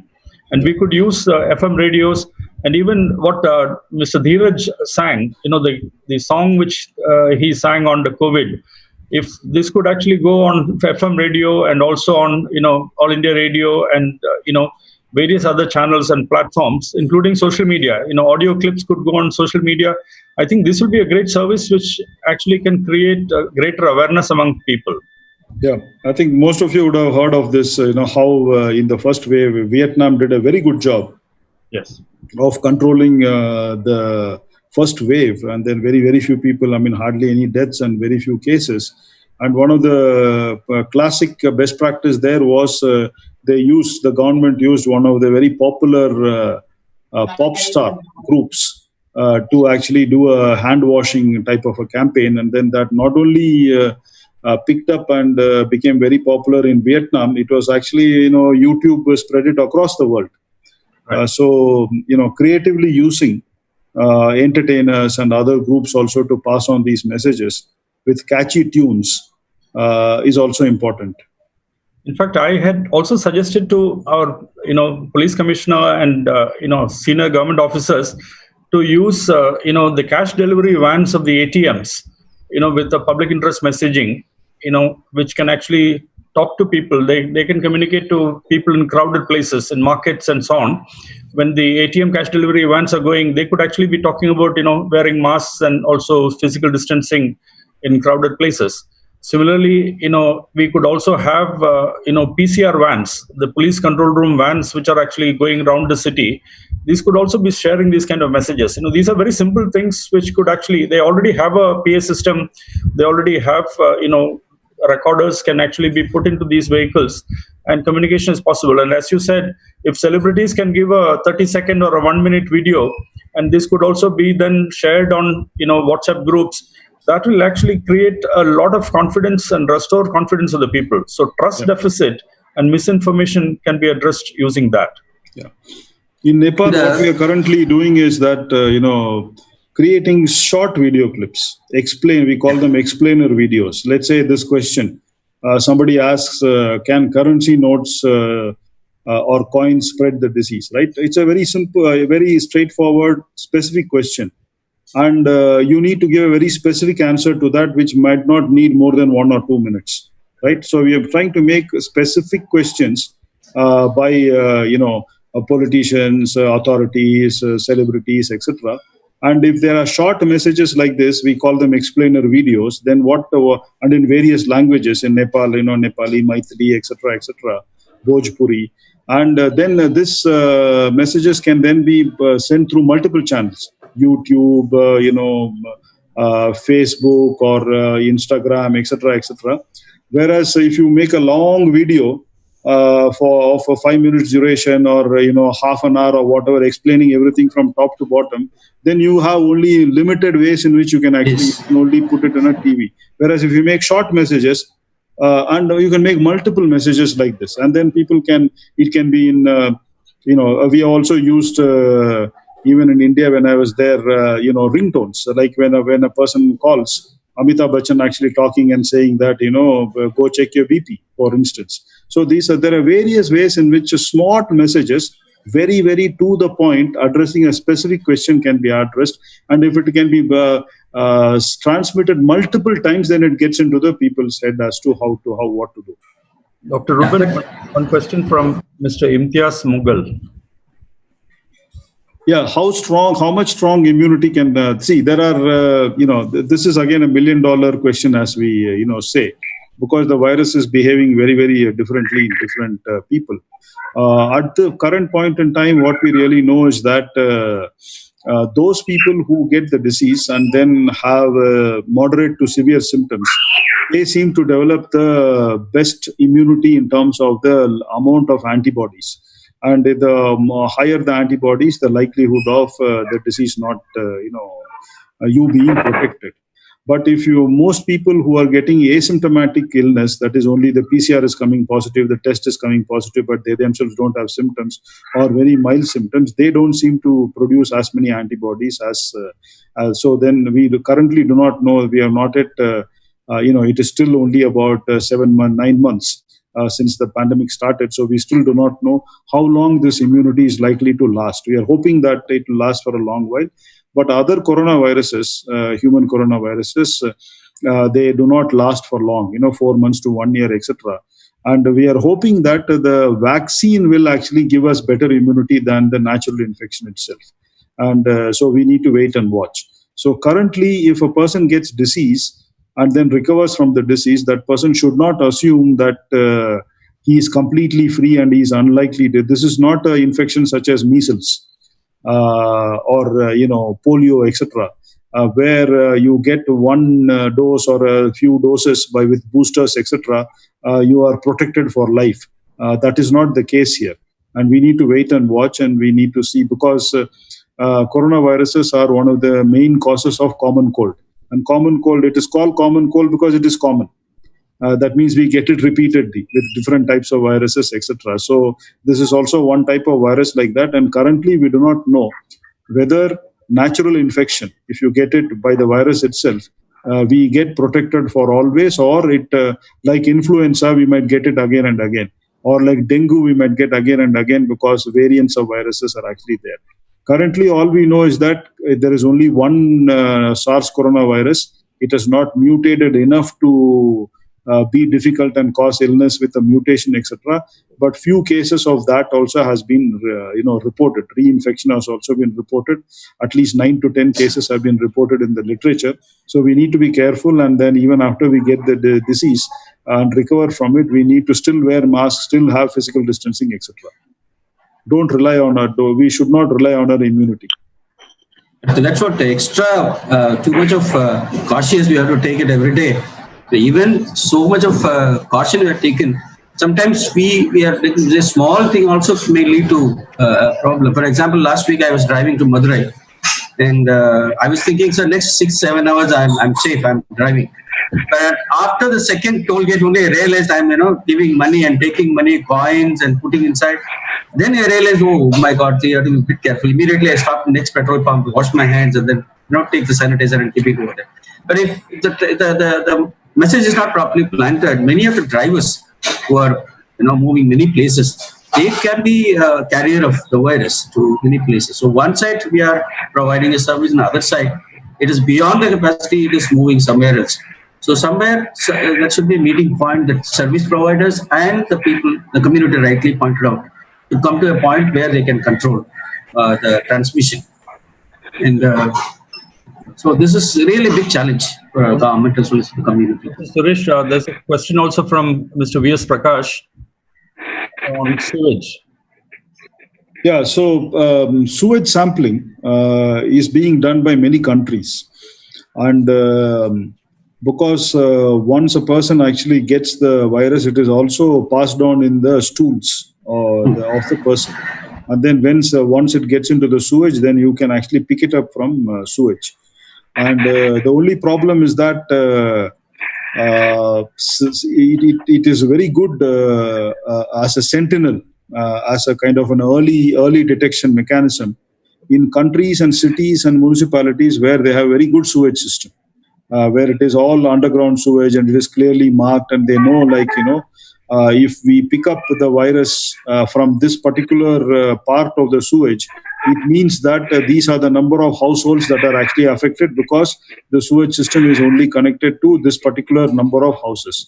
So countries such as Scotland, Wales, Ireland, England, Netherlands, Finland, South Korea, etc., many such countries are actually using this very, very profitably, and also many cities in the US, etc., are using it as an early warning signal. And then anywhere between 4 to 10 days lead time is obtained before cases start coming to the hospitals. And so it occurs as an early warning signal. And also, if one wave is actually passed and then the cases have come down, and then you want to see whether the city is likely to get the next wave, etc., these are ways in which people are doing it. But in most of our cities in India, etc., we know that we don't have such sewage systems. It's open sewage. It is actually, haphazard. We do not know which sewage is coming from where. And then we don't have very good segregation between, let's say, sewage coming from hospital versus sewage coming from homes, etc. So then it becomes quite tricky to use sewage as a method of actually detecting which particular area of a city or which particular households of a city are having infected cases, or whether infection has started occurring even before silent infection is occurring, before cases start increasing. So it's a challenge in our systems, but it is being very well used in countries with very good sewage systems, orderly sewage systems. Dr. Ruben, one question. Hello? Yes, I'm hearing. So even though we are preparing universities and schools and colleges, post-COVID preparedness for campus and COVID situation, but even then, do you think it is okay to start the education institutions even having the preparedness? Do you recommend that? See, many countries are actually using very quite objective indicators to shut down schools and to start schools, etc. They are largely going by the positivity rate, right? A particular level of infection in the community. That also assumes that they are doing systematic testing of people, and then over time, the trends in the positivity are meaningful, and you can actually make some inferences out of them. So, for instance, many cities in the US, they have an automatic shutdown of the schools even if they begin, if the positivity rate increases more than 3%. Right? But of course, political decisions are also being made, and sometimes the benchmarks they set themselves, so the politicians actually, do not follow that. But that is a different story altogether. But in the absence of such objective measures, the trend on cases, doubling time of cases, positivity rate of cases, etc., it's very difficult to have objective measures on when to open schools and when not to open schools. But for countries like China, where they have actually made it very quiet, and Japan and South Korea and Finland and all that, with the special precautions, they have actually opened schools. But in many countries where the disease is still increasing, where positivity rate is increasing and is high, it is basically quite difficult. And you also know that in many countries, whether it is the UK or whether it is the US cities, etc., the bulk of the infection now is in the younger age groups. The age groups from 19 to 29, largely from colleges, and because of college opening and young people not actually keeping away, partying, intermingling, and things like that, etc. And in UK also, it has been the younger age group. The two major age groups where cases are actually increasing is the higher secondary school age group, the teenage, slightly in the teenage age group, and then in the young adults. as opposed to the earlier thing where only older adults are actually there. So, yeah, it is tricky. It is difficult to open schools and keep them. At the same time, you cannot keep them indefinitely closed also, because most psychologically do not have the wherewithal to do online education, and also part of the growth of children is the intellectual stimulation and the interaction that they have with one another and with their the socialization. Yeah, socialization is also big. Professor Menon, how is Maharashtra situation? Actually, the situation here is becoming very complex, mainly because it was initially only Mumbai, but then we now have Pune as a hotspot, and also many other tier 2, tier 3 cities also having this, because once unlocking actually happens and people are actually moving from, we are not very strict with the testing. So, and I think there is also a feeling that the testing numbers and testing levels are actually also mistaken with the antibody testing. What's the tweets of the local trains from your listing? The tweet, looking at it, it is scary. The suburban trains crowd. In fact, I have just also shared, the video clip from Christian Dorsten in Germany has said that among all the countries in the world, he feels concerned about India. That is mainly because of the spread of the disease outbreak and the transmission which is happening. Earlier, even Kerala, which had the first case on 30th of January, managed to control spread by geofencing and by also testing, treating, tracking, and tracing. And that testing, treating, tracking, and tracing is extremely important to make sure that the primary contacts and secondary contacts are not really getting exposed to infection.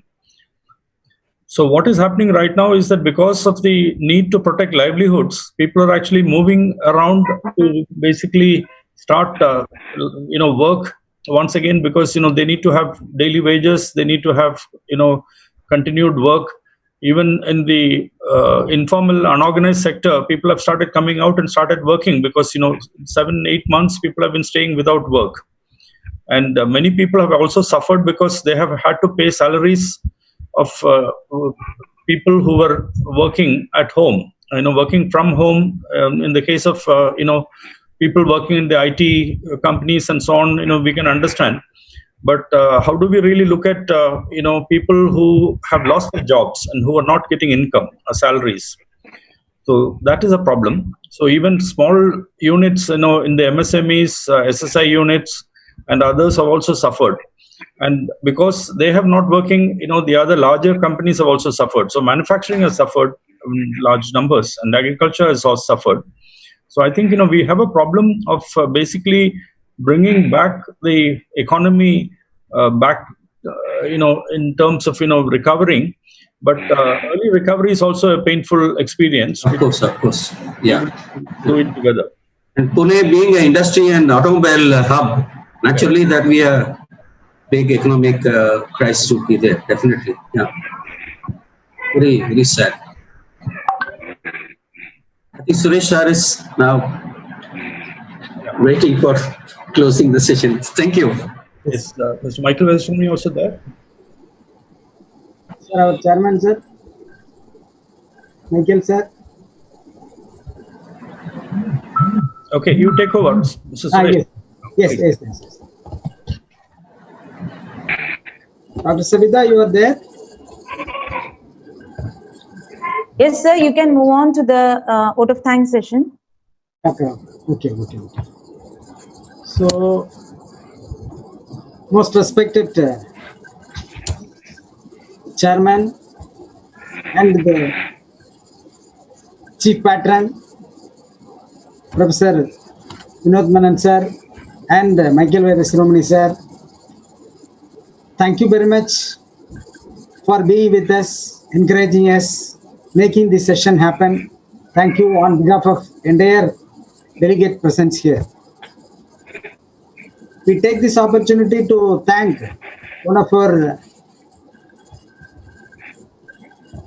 delegates who joined with us from Ladakh, Lieutenant Governor Honorable Radhakrishnan Mathurji, for joining with us.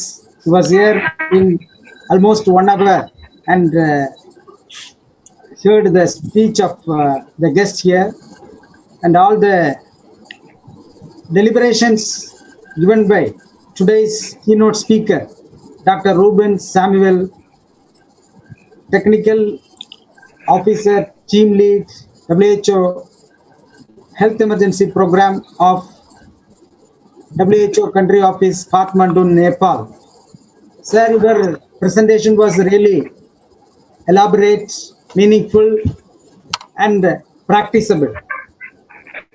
Public health emergency of international concern, with effect from 30th January 2020, imposed lockdown from 25/3/20 in India, and there were 4 to 5 lockdowns and unlockdowns.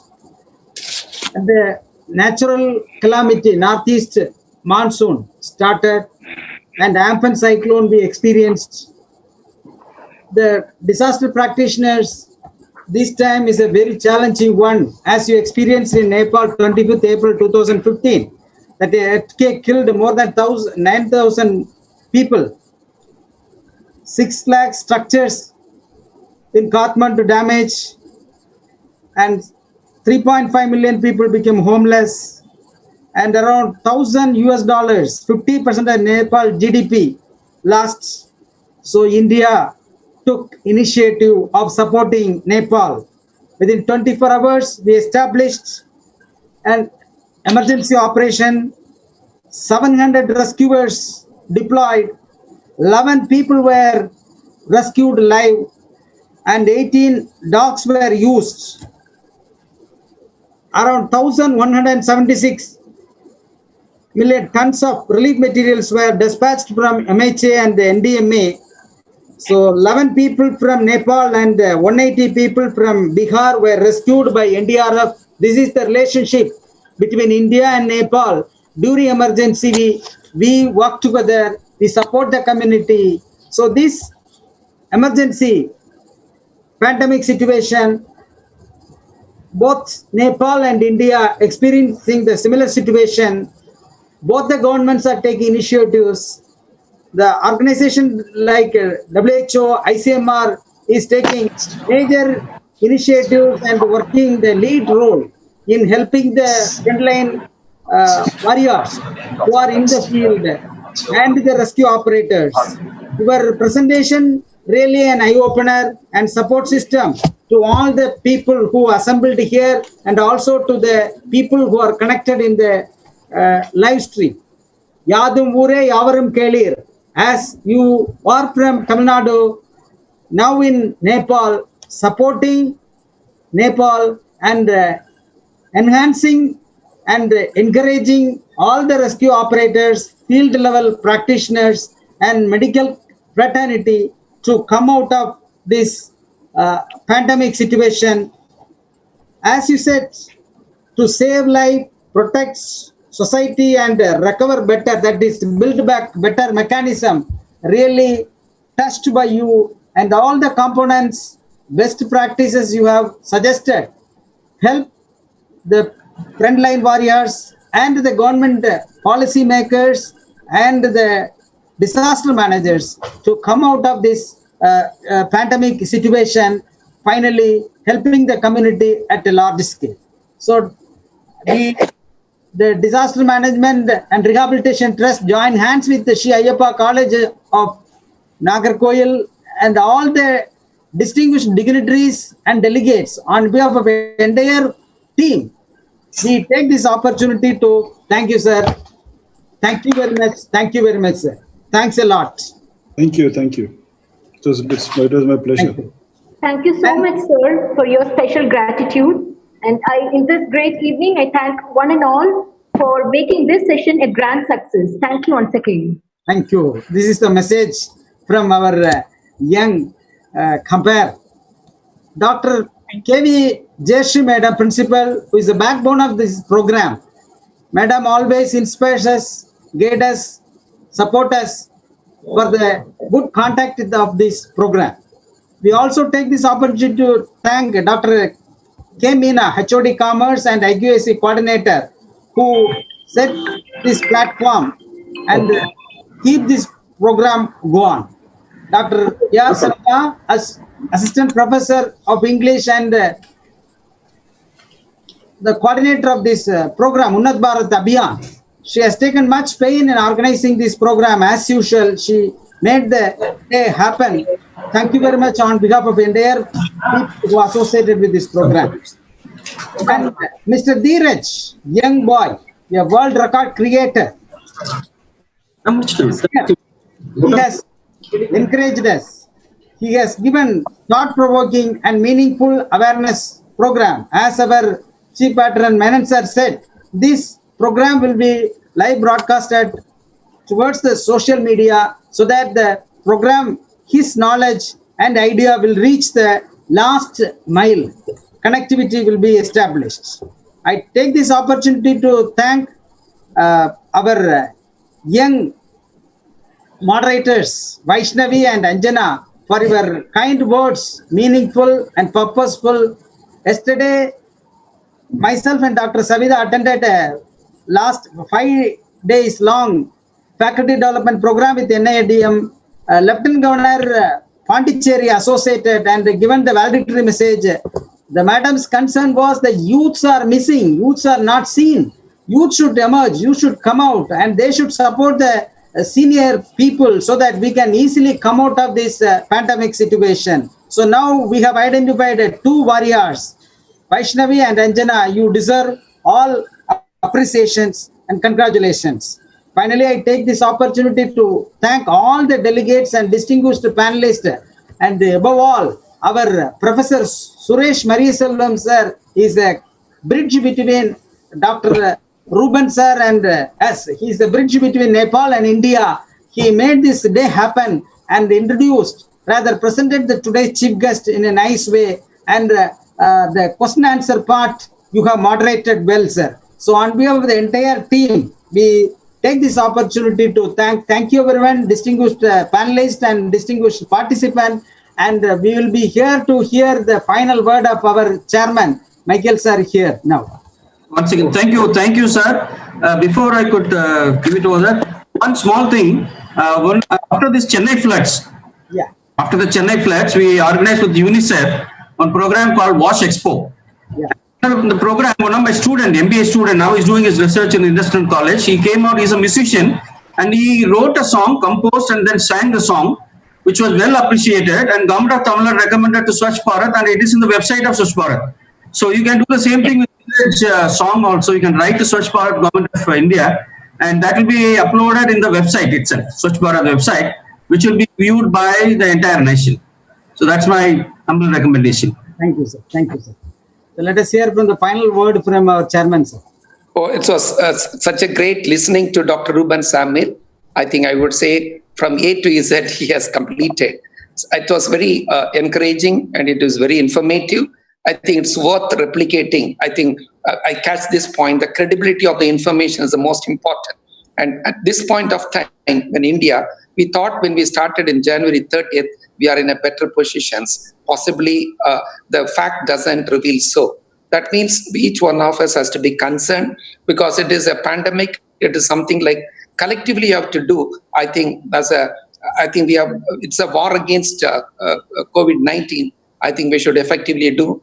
Thanks very much, Dr. REUBEN, Dr. Mariaselvam, Dr. Menon, and all the organizers. It's very enlightening, and all those who attended, I'm sure it is enriched personally, individually, and collectively to make our country better. There's a greater responsibility, as is always said, long way to go. I think miles to go. I think before COVID is, win over. Let us do that job in an effective way, in a coordinated way, because the challenge is very big. I think we will be optimistic. Thanks for the opportunity, and thanks to everyone who has been associated. Thanks to especially Suresh and Savita for organizing it well. God bless you all, one and all. Thank you very much. Thank you.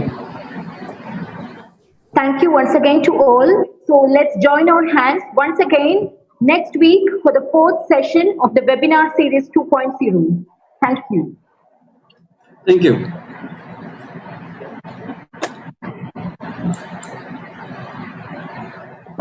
Shall we end the program? Yes, thank you. You're not audible. Thank you very much.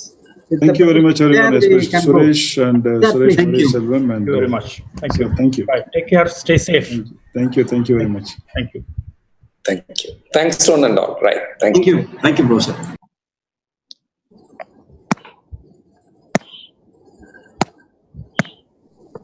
So we end the meeting. Yes. Okay, thank you, sir.